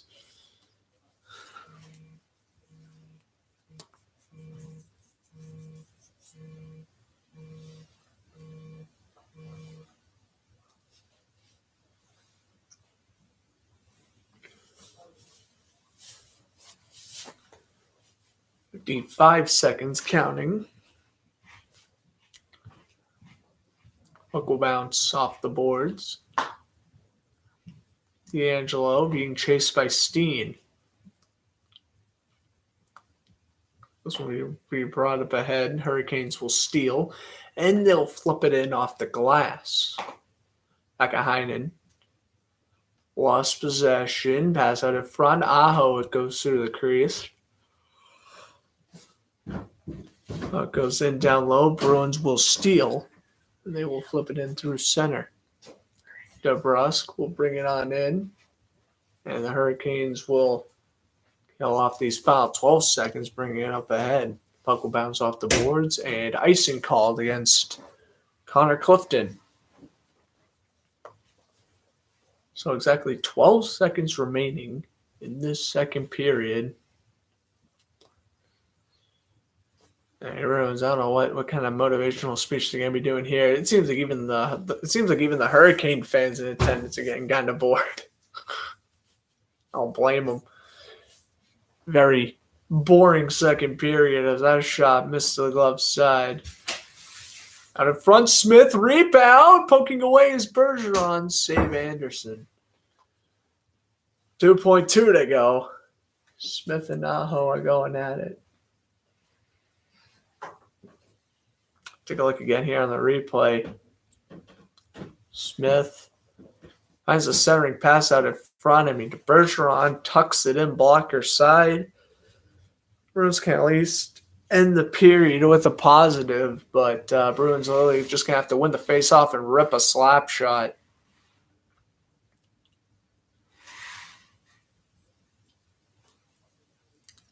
Let's see. Face-off is won by the Bruins, but they don't get a slap shot off. End of 2. Hurricanes up 5-1. At least Linus Ullmark's got a shutout going for them, but oh boy, Rask, that was a doozy of a first. Carolina still leads 5-1 heading into the third.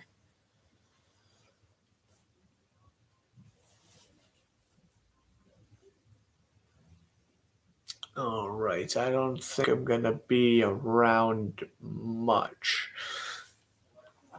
If I'm being brutally honest with you, I don't think I'm going to be around much this period. I've only taken one break.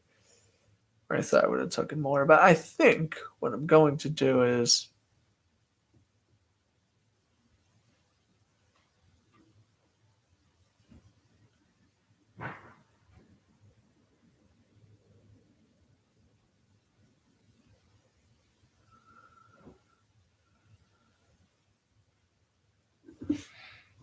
guess I could do another NHL quiz, and then I'm probably just going to head off for the entire intermission because I have nothing to talk to you about. If this game started regular time, we'd be at the start of the third by now. I feel like if it wasn't for the long introduction, I feel like the Bruins wouldn't have started so flat.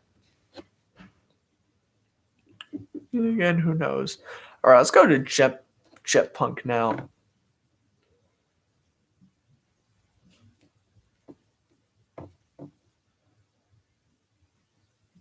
NHL starting goaltenders in 2015. Oh, I bet I'll nail this. I have 5 minutes, 2 goalies per team. Anaheim Ducks. That would be Jonas Hiller. Oh, well, he was on the Flames. Well, I guess I'll get rid of Kari Ramo. Ramo, that's not what. Okay, fine. I just got to go speed run here. Smith. Oh, my goodness. Smith. There we go. Mike Smith. Miller. I'm just gonna got breezed by this. Holtby, Fleury. How do I spell Fleury? I know how to. It's literally Fleury. There we go. Fleury. No, what? Fine. Crawford. We got. Oh my goodness, Ben Bishop. Oh, I don't think I'm gonna get a lot. Oh. That's not good. Okay, fine. I just got to focus on the starters. Blues would be Brian Elliott, Jake Allen. Okay. is Connor Hellebuck on the Jets back in 2015? I don't remember. Martin Jones was up. Nope, I guess not. Well, Jonathan Quick was. Sharks was who the hell? Oh, Niemi. I don't know how to spell Niemi. I think I know the goalies. I just don't know how to spell their names. Maple Leafs goalie in 2015. Had to be Bernier. Yep, it was. Flyers was Steve Mason. The Islanders. Oh, Islanders goalie in 2015. I don't remember, honestly, off the top of my head. Devils. Corey Schneider, was it? Corey Schneider. It's got to be close. Oh, I spelled it wrong.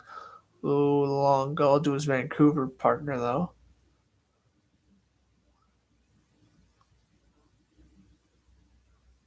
I guess I don't know how to spell Luongo. That's great. Yeah, I don't know how to spell any of these names. Hekarina, Carey Price. Talbot for the, no, I guess not. Kari Lettinen. I don't know how to spell Lettinen, though, for the Stars. Cam Ward for the Hurricanes.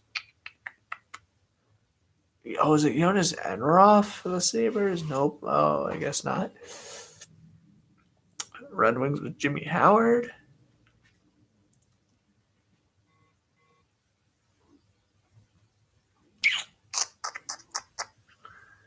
Islanders. I kind of think of Islanders goalies. I can't right now. The Jackets was oh my goodness, Bobrovsky.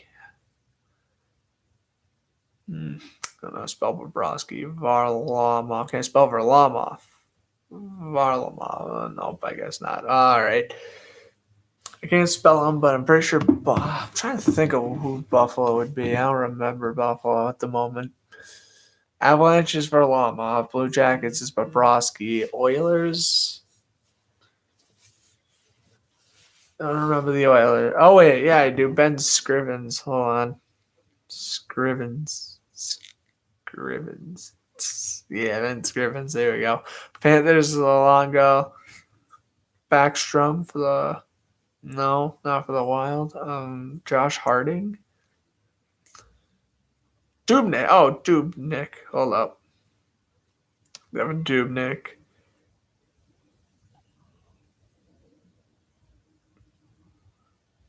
Already broke door wasn't on the Devils at that point.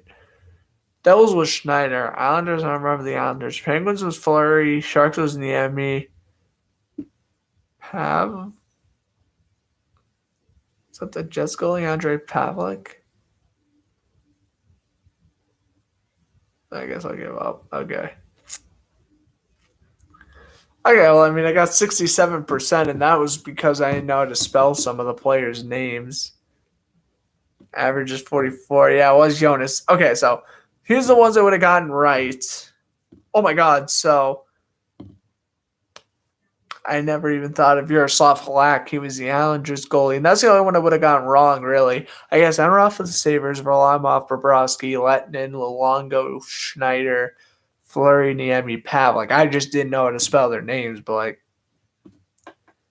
that's who I thought. Okay, that's cool.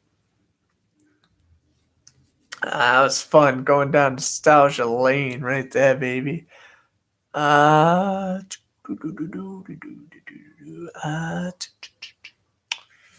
we gonna do here? Boston Bruins roster from what year? We're gonna fill in Bruins roster from what year? I have no idea, but we're gonna go do it anyway. Chris Kelly. Okay, it's not that old. Char on here? Char's on here. Mac. Avoy. Okay. And McAvoy's on here. So this is like 2018 or something. Bergeron. Marchand. Pastrnak.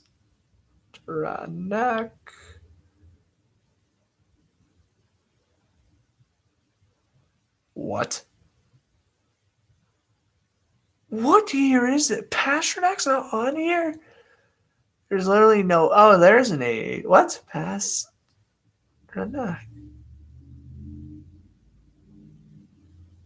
What? Whatever. Okay. Grizzlick.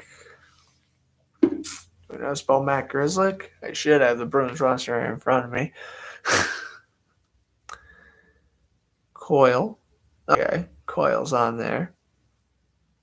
DeBrusque will be on there. John Moore on there? He is somewhere. There he is, 27, 20. Salazar. Well, number 20 is Curtis Lazar. Who the hell is number 20 before Curtis Lazar? Oh, wait a minute. Taylor Hall. So Hall wouldn't be on here. Corrali. This is like from a few years ago. There we go. Bruin knowledge. Didn't get, I don't know how to spell Corrali, but I know it's him. 75 is going to be Clifton. I'm assuming, yep. Soderberg? No, how about your Johansson? No. I think this is the 2019 team of Rask, obviously. Halak's got to be on there. Oh, I guess they didn't put the backup in, which is kind of stupid. I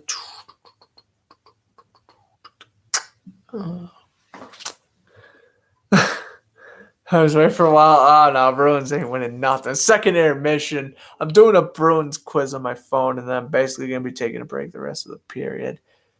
I got to guess like the Bruins roster from like 2019, and this is kind of tough.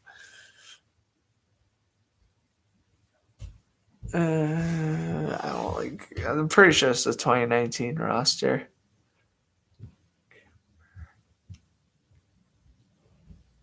I got 2 minutes. Oh, there it is, March 2019. Yeah, okay. It is the 2019 roster.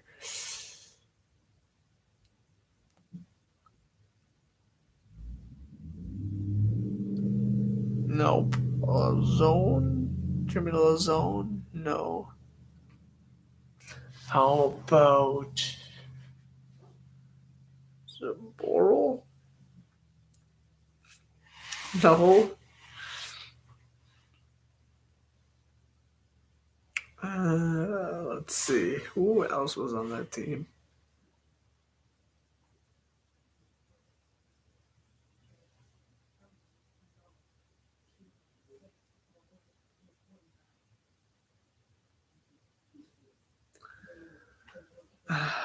Gotta use my brain, which I will not do. Okay, let's see. Oh, yeah. No, Chari, David Backus. Oh, Brandon Carlo, yeah. Grizzly, I knew. Danton Heinen. Krejci. Oh, Krejci Krug. Yeah. Okay. My brain just wasn't working. Joachim Nordstrom. That's right.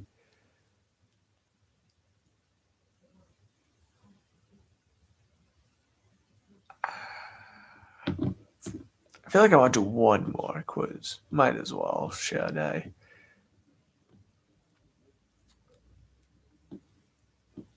I guess I could. But I literally couldn't get the 2019 Bruins quiz. Like, that's a one I could get 100 on.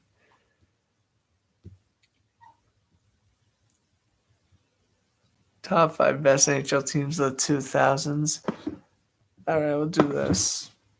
Oh, it's a minute perfect. Blackhawks. Oh my goodness. Oh my goodness. Penguins.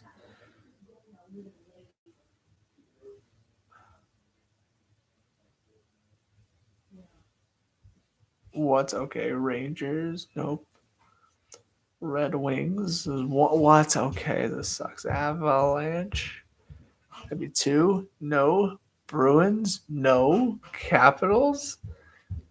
No. Hurricanes wouldn't be on here. Yeah, there ain't no way the Canadians are on here. Canadians. Nope. Top 5 teams of the 2000s. The Fly. Wait, no, the Lightning may be up here. No. The Red Wings, the Devils, the Senators, the Stars, and the Sharks. Those are like the teams I would have never guessed. Well, maybe the Devils. They were good. Stars were good until like 2003. The Sharks and the Senators, I would have never gotten those. All right, Boston Bruins 14-15 roster. Let's go. Here. Oh, 7 minutes? All right. We're just going to do some random Bruins quizzes for now. Bergeron, Martian, Spooner, Ryan Spooner. Ryan Spooner's not on here, really. Great G. I don't spell great G. Great. Chara, obviously. Seidenberg.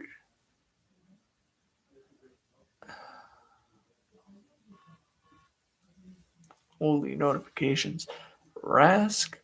Halak wasn't. No. Soderberg. Carl Soderberg. Nope. Okay. He was on the team. I don't know how to spell his name. Gregory Campbell was on here. Rick Nash? No, he was like some other time.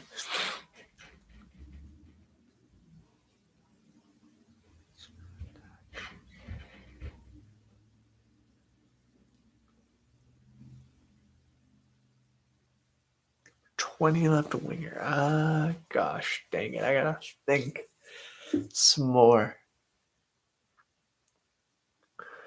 Louis Erickson. Erickson. How do I spell Erickson? Oh, I got it. Okay, cool. 21 right winger. Well, no, wouldn't be Sagan. Frazier? Matt Frazier? How was Ryan Spooner not on the team back in 2015? That's garbage. Goalie was Svedberg. Nicholas Svedberg. Paye. Daniel Paye. Next time I'll set this up on StreamYard so you guys can actually see the quizzes I'm doing. McQuaid. Boychuk's got to be on here. No, I guess he was on the Islanders in 2015.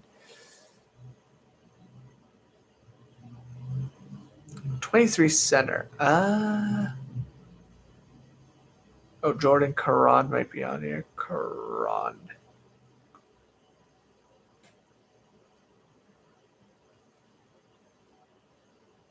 Jordan Caron's not on here. I just got to think of Bruin nostalgias. It's like I'll remember the names once I look at them. 27. That's Dougie Hamilton. I'm not forgetting Torrey Krug this time. A few of these are bothering me because, like, I feel like I know them. Hey, Claude Julien. No, was it really Cassidy? No, it wasn't. No. It was literally Claude Julien, but I don't know how to spell Julien. Great. Okay, winger Canada. Left winger Canada. Wearing number 20. Oh, God, I don't know. Oh, Thornton? Sean Thornton?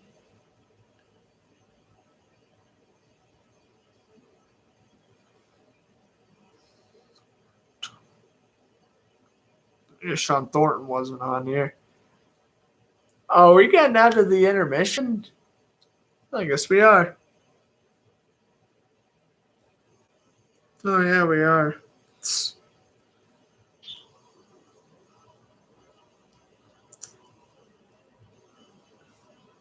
We have to do more Bruins quizzes because this game is boring, all right. So, who did I forget? Riley Smith. Kevin Miller. Oh, yeah, Matt Barkowski. Oh, I knew Jordan Caron. I spelled his name wrong. Chris Kelly, okay. Craig Cunningham. Mark Savard. Oh, my God. Because Mark Savard was under contract with the Bruins in 2015. Oh, that one's so stupid. Craig Cunningham. That's right. Dude, I forgot about that. Well, I will be right back, and we will broadcast this third period.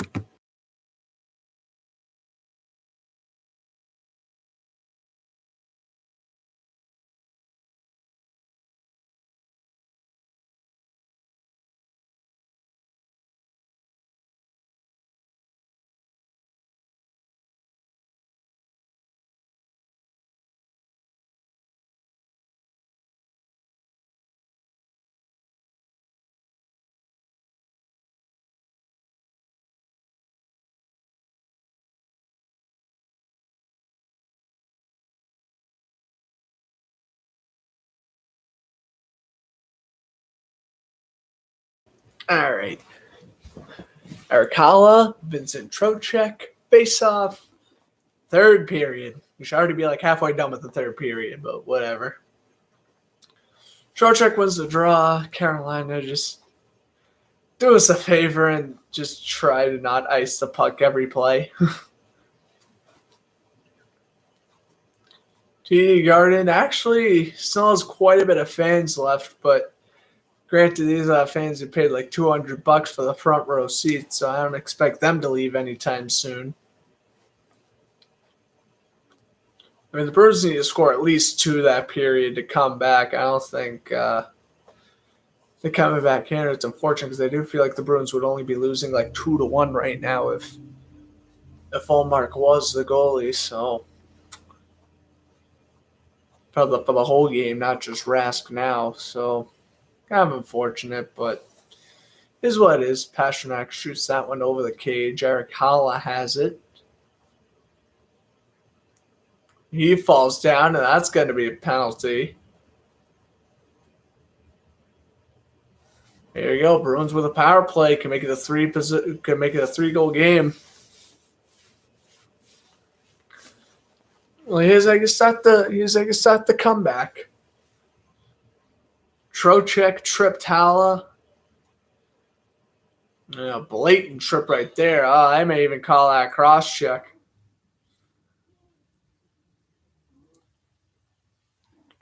They call it a cross check. So Bergeron will lose the face-off. Carolina can't clear it. McAvoy keeps in. Bruins 1 for 4 on the power play with 6 shots tonight. Bergeron on goal, save Frederik Andersen. I mean, you would love to be a goalie in this position, wouldn't you? You have a 4-goal lead. Unless you start allowing some wicked weak shots, you are not surrendering this lead. Bergeron to take the draw against Stahl here, and the draw is won by Jordan Stahl. Or was that someone else?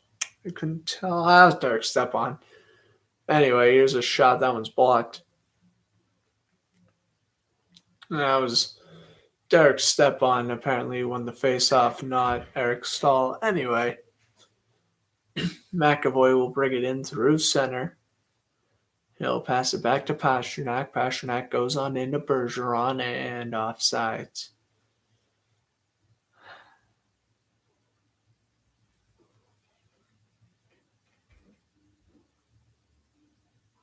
LD. And now there goes that power play. McAvoy's in the box. For why? I think they're going to call either tripping or interference on that.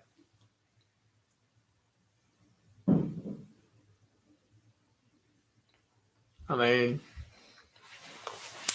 looking at the replay, I don't think that's the fairest of penalties, especially in a 5-1 game. I think you gotta let some of the plays go.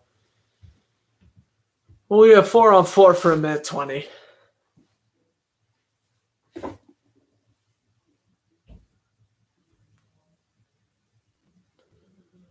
Bruins win the draw. And up ahead with it goes Connor Clifton, who passes it back. Bruins go on in through center. Taylor Hall missed. Yeah, they're going to call interference on McAvoy. Hurricanes will bring it on through. Sebastian Aho weaves his way through a shot. That one's no good. Aho will lose possession. McAvoy will steal. Or rather, McAvoy's in the box. Clifton will steal and will bring it up ahead. Derek Haula. Haula, backhand shot, saved by Andersen. Haula now chasing down Slavin. Can't get him. Jakub Slavin goes on in. Missed the net.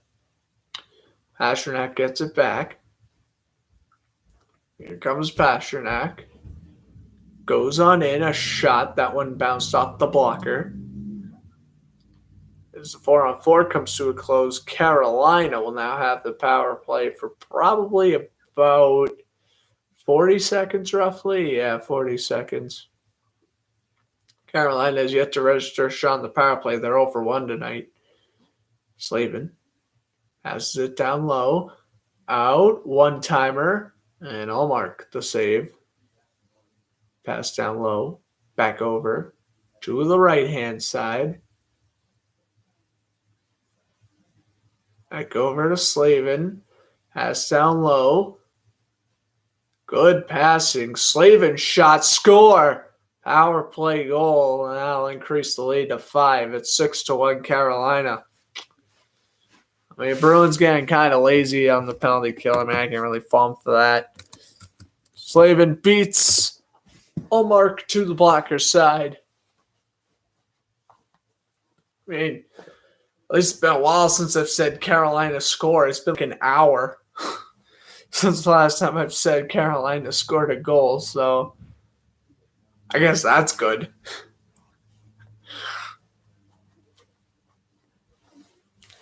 Power play goal. The fans haven't hit the exits yet. They're hitting the exits now. Or again, if I was in a situation like this, I wouldn't leave the game. I would just, if anyone left, I would try to get better seats and like try to get on television or what have you. Well, what a good hit there from Brandon Carlo. I mean, this was like a 2-possession game. Bruins would have a chance, but I mean, they're not coming back with 5. They just won't. I want to do it's a beat down, but I'm probably going to wait. I should have done it on that goal. I don't really see Carolina scoring again. Stall down low. Back over. Slap shot save made. Oh boy. More action out in front.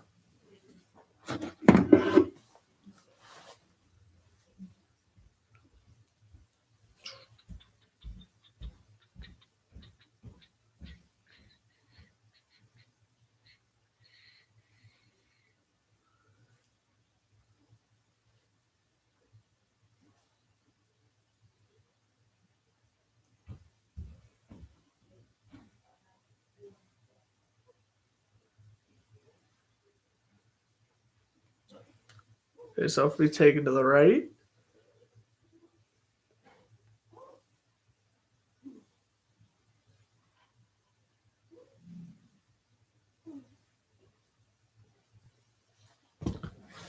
Ozar to take the face off against Kakaniemi.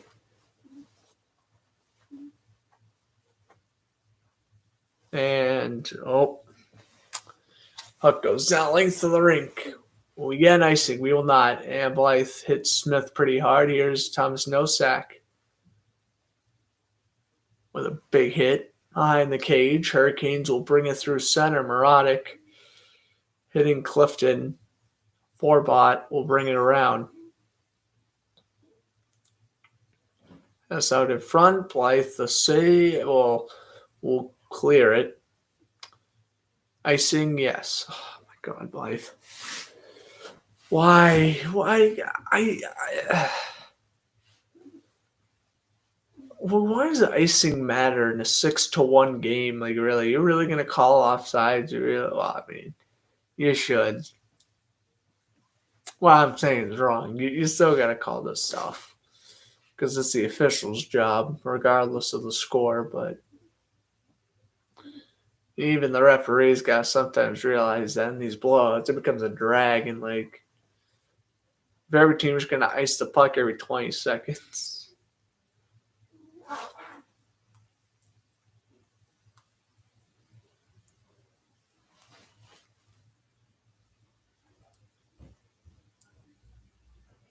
Face off is one. Here's a shot that one trickled wide to the glove side.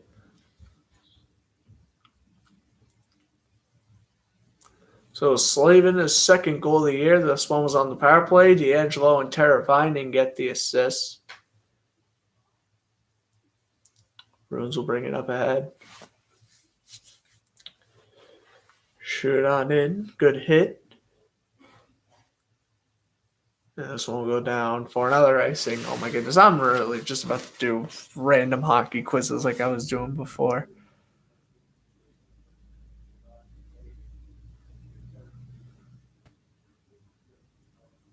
I'll actually go on Jet Punk because they actually have good ones.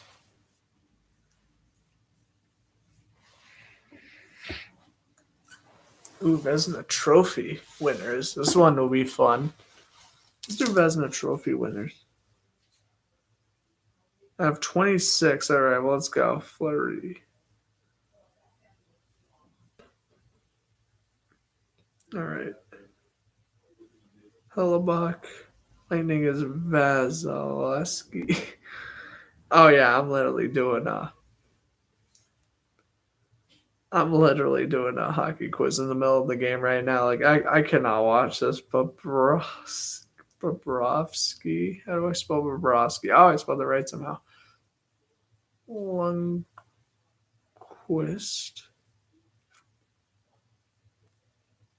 Price. Holtby. I'm actually doing very good on this one. Looks like we have a penalty against Slavin. No, we don't. Tim Thomas, Ryan Miller, Rodor.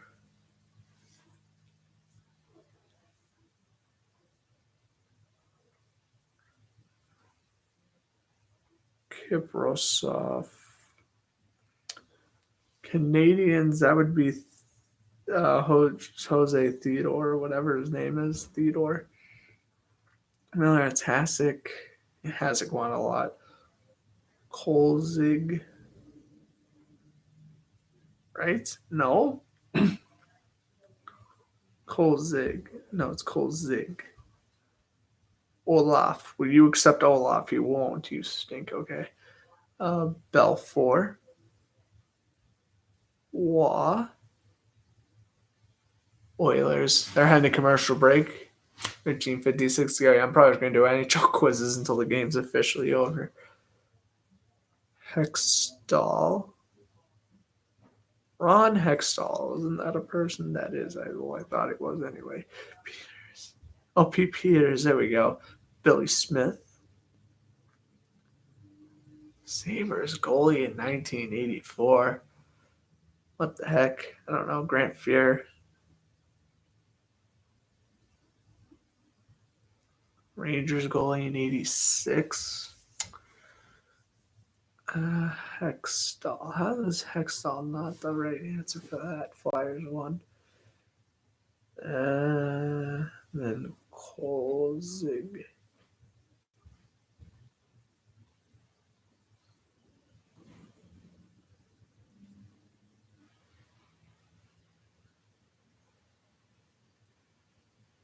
I don't spell Kolzig, but I know it's right. And then Lightning, Vasilevsky. How can I spell Vasilevsky? Vasilevsky.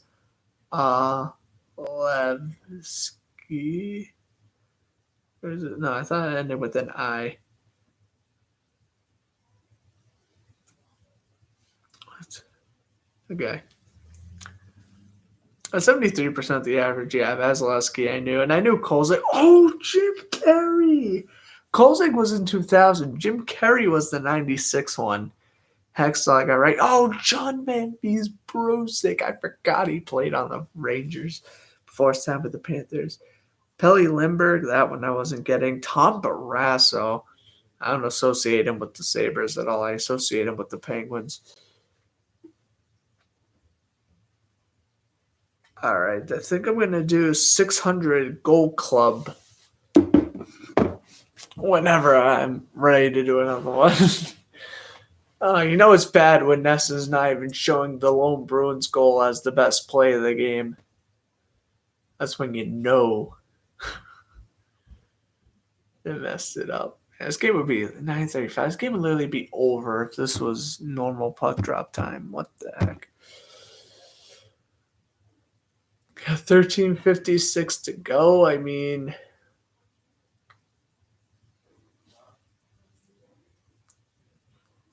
I analyze on the power play. I wonder why Slavin out in front. That's no good. They're gonna call Eric Holla for ice sticking. Puck will bounce off the boards, and Anderson will play it behind the net for Slavin.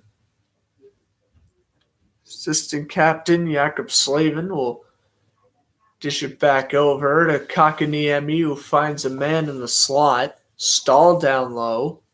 Leave that one around the boards. Shot around. Back over to Nino Niederreiter. Stall waits. Passes down low. Puck played it around again. Slavin. Pass. Kakaniemi. Back over to Slavin. D to D. Down to the final minute. Kakaniemi. Oh, best save by Allmark tonight. Going post to post. Nice save there. Here's a shot. That one's blocked. Bruins will try to clear, and they do clear. Out to center. Slavin dishes it back. It's in Trocheck.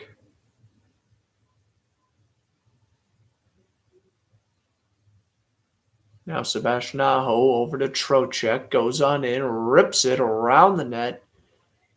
Trocheck just playing target practice. Pass. Oh, they fan on the one-timer out in front. A backhand shot by Aho. Great save by Allmark. Rebounds in.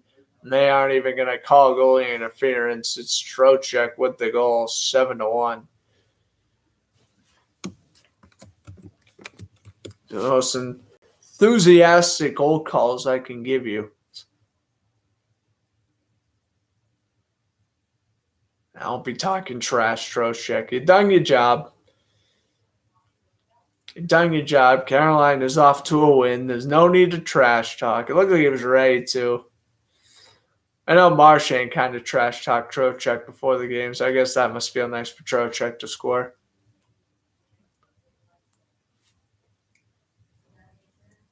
Yeah, Allmark just left his net off the Aho shot.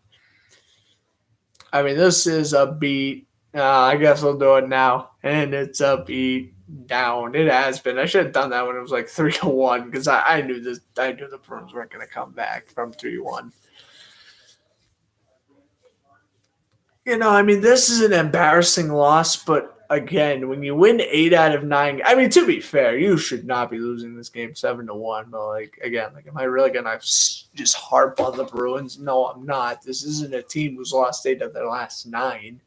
I mean, the Bruins lost 8 of their last 9, and you lose a game like this 7-1. I mean, this is how Bruce Cassidy gets fired, basically. But it was a bad game. But again, you win 8 out of 9, you kind of get away with a god-awful performance like this one. I mean, but this is like a one-time slip-up. Like, if you lose, like, 5-1 against Winnipeg and then, like, 6-1 against Anaheim, well, it's like, great. You went on a 8 out of 9 game winning streak, but now you're not good anymore. It's like, I'm not saying Boston has a playoff spot like locked in. They really don't, but considering how far behind Detroit is from them, they have like a 4-game advantage with games in hand, with tiebreakers. It's like, I'm not saying Boston has to worry about Detroit really anytime soon, but considering Detroit played better than the Bruins did tonight, yeah, you can't be doing that often. Orbot lost possession. Hurricanes will just shoot into the Bruins zone down the final 10 minutes, which really means 20 minutes.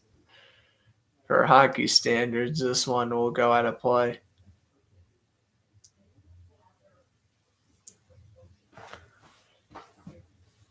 I guess we're off doing another quiz. So, yeah, the 600 goal club here, we have 4 minutes to get 20.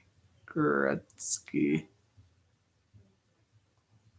Ovechkin, Crosby. I'm, again, just going to do quiz. Crosby's not in the top 20 goals, really. Messi. There we go. Mark Messier. Yari Curry. He's on there. Yager on there.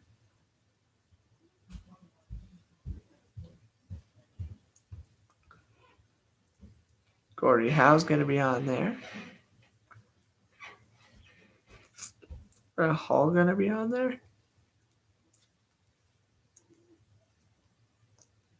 Will be Mike Modano going to be on there? No, I didn't think so.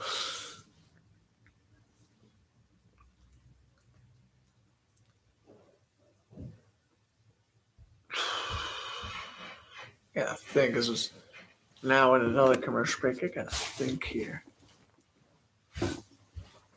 Robitaille? Look, Robitaille's on there.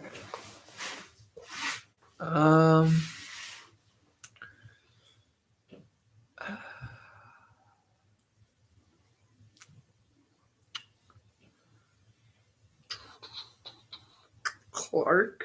There's gotta be like a Clark on there. No, I guess not. No, Wendell Clark. Maple Leafs. Tim Horton played way too short. He's not on here. Sundin? No way, Matt Sundin scored that much.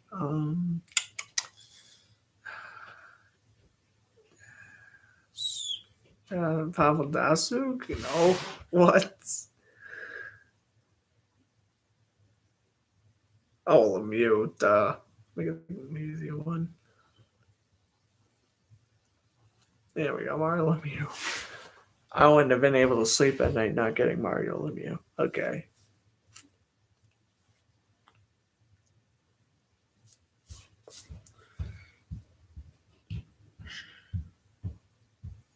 Marcus Richard? Nope.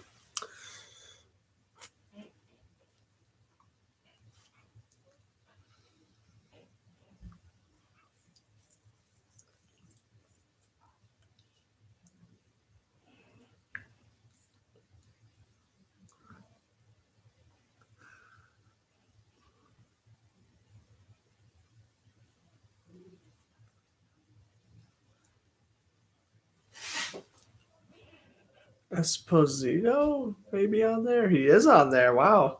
Esposito. Kane would be on there. Taves? Nope.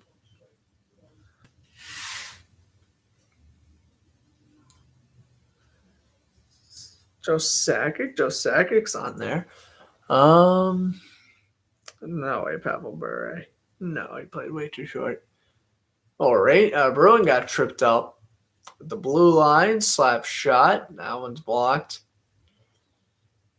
Yeah, we're down to the final 9 minutes with a commercial break, so it's more like 20. Unless we get like a full like 3 minutes of no stoppages, that would be wonderful, but I don't think we will.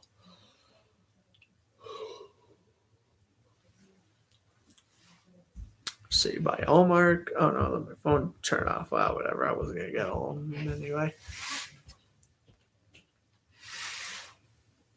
Oh yeah, Marcel Darson. Oh, Eiserman would have been a good guess. Alani, Mike Gardner, Cirelli, Shanahan, Brandon Shanahan. Okay, Daryl Anderchuk. Yeah, Ginla. I never knew Ginla. Oh yeah, he was part of the 600 Gold Club. That's right. Out in front, save Frederick Anderson. Rebound is stopped by Frederick Anderson. Are you kidding me? The Bruins are their best scoring chance since the first period, and they didn't score. No.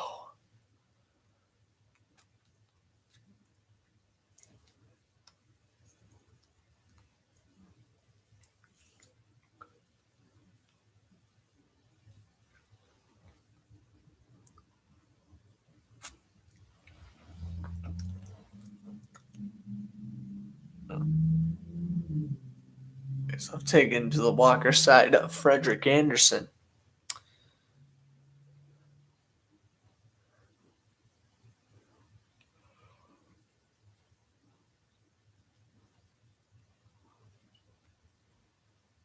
Pasternak out in front. Well, not quite. Yeah, I've done enough NFL ones. I want to do an NFL draft punk one. I don't want like a football teams quiz. I just want a football quiz in general. I should find like a 10-minute quiz that'll eat up a lot of time.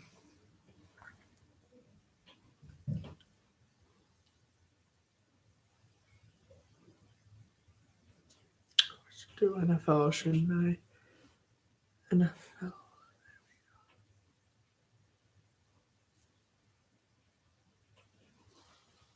Typed in football and I was getting soccer quizzes. I'm like, oh, okay. No thanks.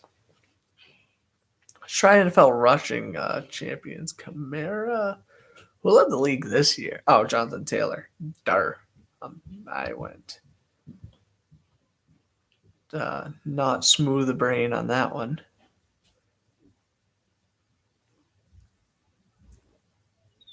Dorsett, Tony Dorsett. Nope, I guess not. Dalvin Cook? No. McCaffrey did. I'm assuming in 2018? McCaffrey? Maybe not. No. Who led the league in rushing yards in 2018? That's a very good question. Fred Taylor's got to be up there. No, he's not. Jamal Charles? How is Jamal Charles not on there? Ezekiel Elliott. Oh, he was 2018. I mean, I never knew. It's 2017. I don't know. It's got to be some dude named. Nope.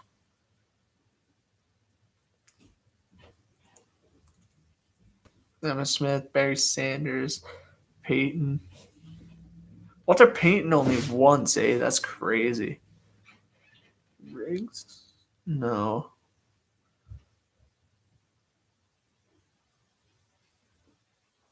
James Wilder? I'm trying to think of random 80s running backs. Riggins? John Riggins? He would have never. Tomlinson did. Tomlinson, there you go, LT. Only twice? Give me a break.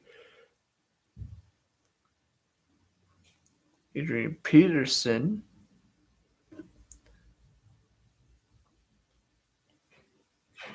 Boa Showa. Who was a 2,000-yard rusher in 2009? I feel like that should be like wicked easy. But I don't know it off the top of me noggin. 2,000 rushing yards. Adrian James, he led it once. Sean Alexander's going to be 2005. He won MVP, shockingly enough. 2004, Corey Dillon? Nah, Corey Dillon wouldn't be on there.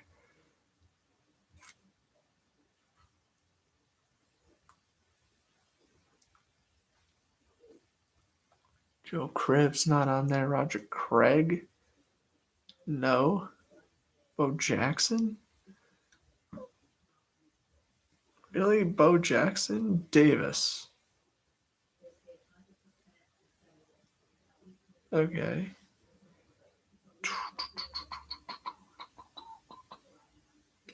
Van Buren? Was Van Buren, I don't remember.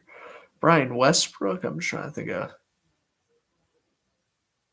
early 2000s names now. Maurice Jones-Drew is up there? Oh, yeah, 2011. Duh. Fake ban alert. We got there's 4 minutes left. Yeah, this game's over. I'm just gonna. There's 3 minutes left in this quiz. I'm probably gonna go fit in 2 more quizzes, and then this broadcast is over.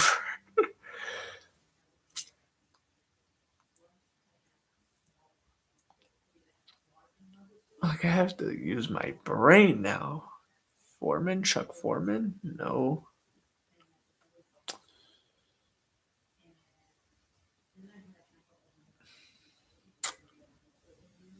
That's out in front. Oh, I'll mark a nice save. Okay. I use my head though. Did Jerome Bettis ever lead the league? I didn't think so. He was a power back.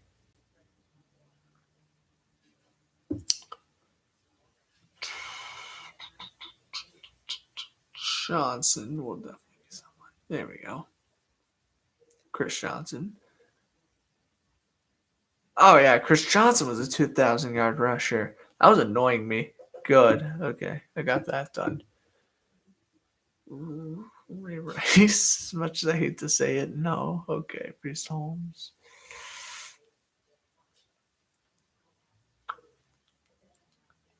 Oh, backhander missed.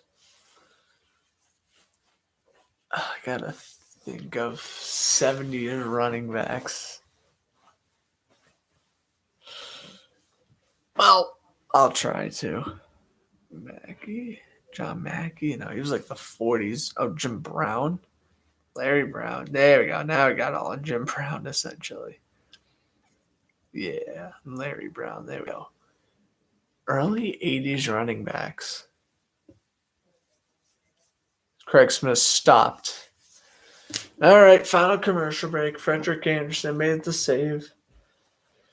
Yeah, next time I'm going to start doing broadcasts on StreamYard now because, in the middle of broadcasts where it's like 7-1, like I'll stay on until the end of the game just in case like goal or fight happens or whatever. But like, I want you guys to see like the quizzes I'm doing and stuff. You can laugh at me for how terrible I'm doing. Tony Dorsett really never led the league in rushing. I find that very hard to believe. Marshall Faulk had to have. What?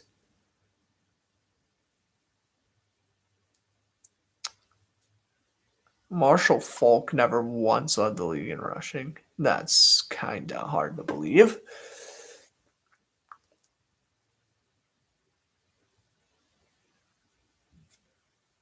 Le'Veon Bell? No. Are you kidding me? What? How is Le'Veon Bell seriously never lead the leg in yards? That's crazy.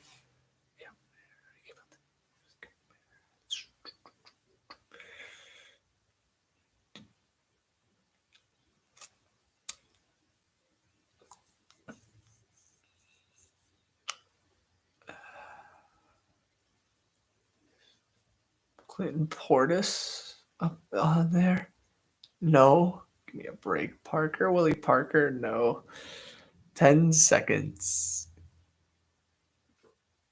I literally forgot Earl Campbell was a person. That'll fill out some spots in the 70s. There we go. Any George Walmart Titan running backs? Okay. Let's see. Who did I miss? Kareem Hunt in 2017. DeMarco Murray in 2014. LaShawn McCoy in 20. Oh, my God. I had to think about these because I'm multitasking. McCoy, 2010. Or no, 2013. Arian Foster in 2010. Oh, Curtis Martin in 2004. I knew that. Jamal Lewis. I was like, who is that Ravens running back? But I kept on thinking it was Priest Holmes because Priest Holmes played on the Ravens. He played on the Chiefs too. Christian Okoye. Duh. Christian Okoye, the fullback. Freeman McNeil. Really? O.J. Simpson. Oh, from the 70s. I literally forget like all the time O.J. Simpson used to play football. Marcus Allen, I should have guessed. Floyd Little's in the Hall of Fame.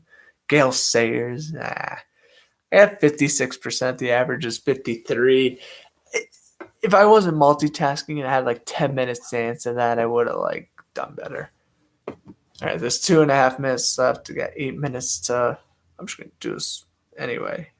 Herbert. Just bust out all this stuff.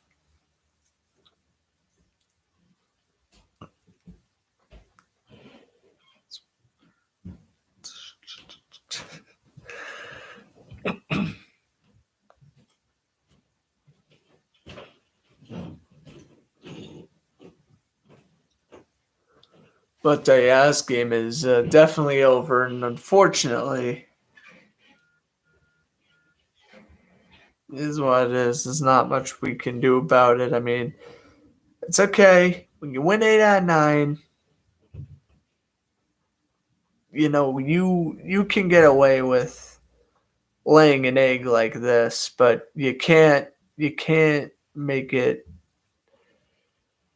a continuous thing because I mean, this is not good. I mean, you're going to lose 7-1. You better thank the Lord it was against Carolina because this was absolutely ridiculous, absolutely disgraceful.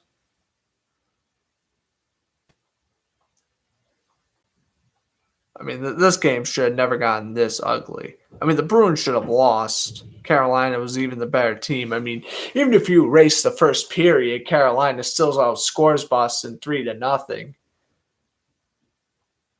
But as a stick goes flying behind Allmark Steppy, with 1:03 to go, I'm just going to wrap up the broadcast now. I'm not staying here for the last minute 3. Hope you guys enjoyed the broadcast. I'm Grant Fluff from Fletcher Sports Zone saying enjoy the rest of your evening.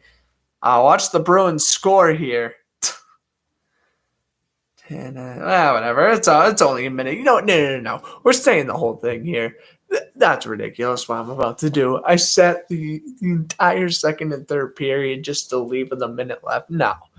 We're going to be like the good fans in the front row crowd of the TD Garden and sit through this massacre, even if at this point I've just been doing NHL and NFL quizzes this entire past half hour. I apologize, guys, really. I shouldn't be doing this. Here's Brady, Palmer. Obviously, Peyton Manning. Got a lot of Eli Mannings as well, I'm assuming. Dalton. Cutler. Yes.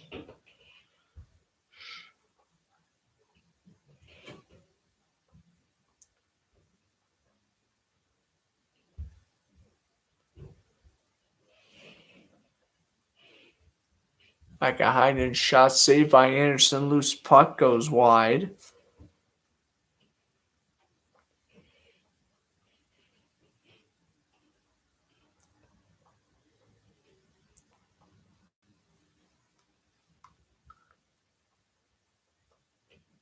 And they'll file 20 seconds.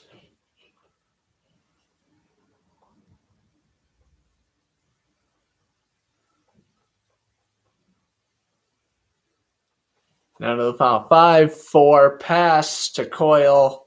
Puck goes into the zone. Game over. Thank you guys for tuning in. You sat through this entire broadcast. You are an absolute champion. 7-1 Carolina wins.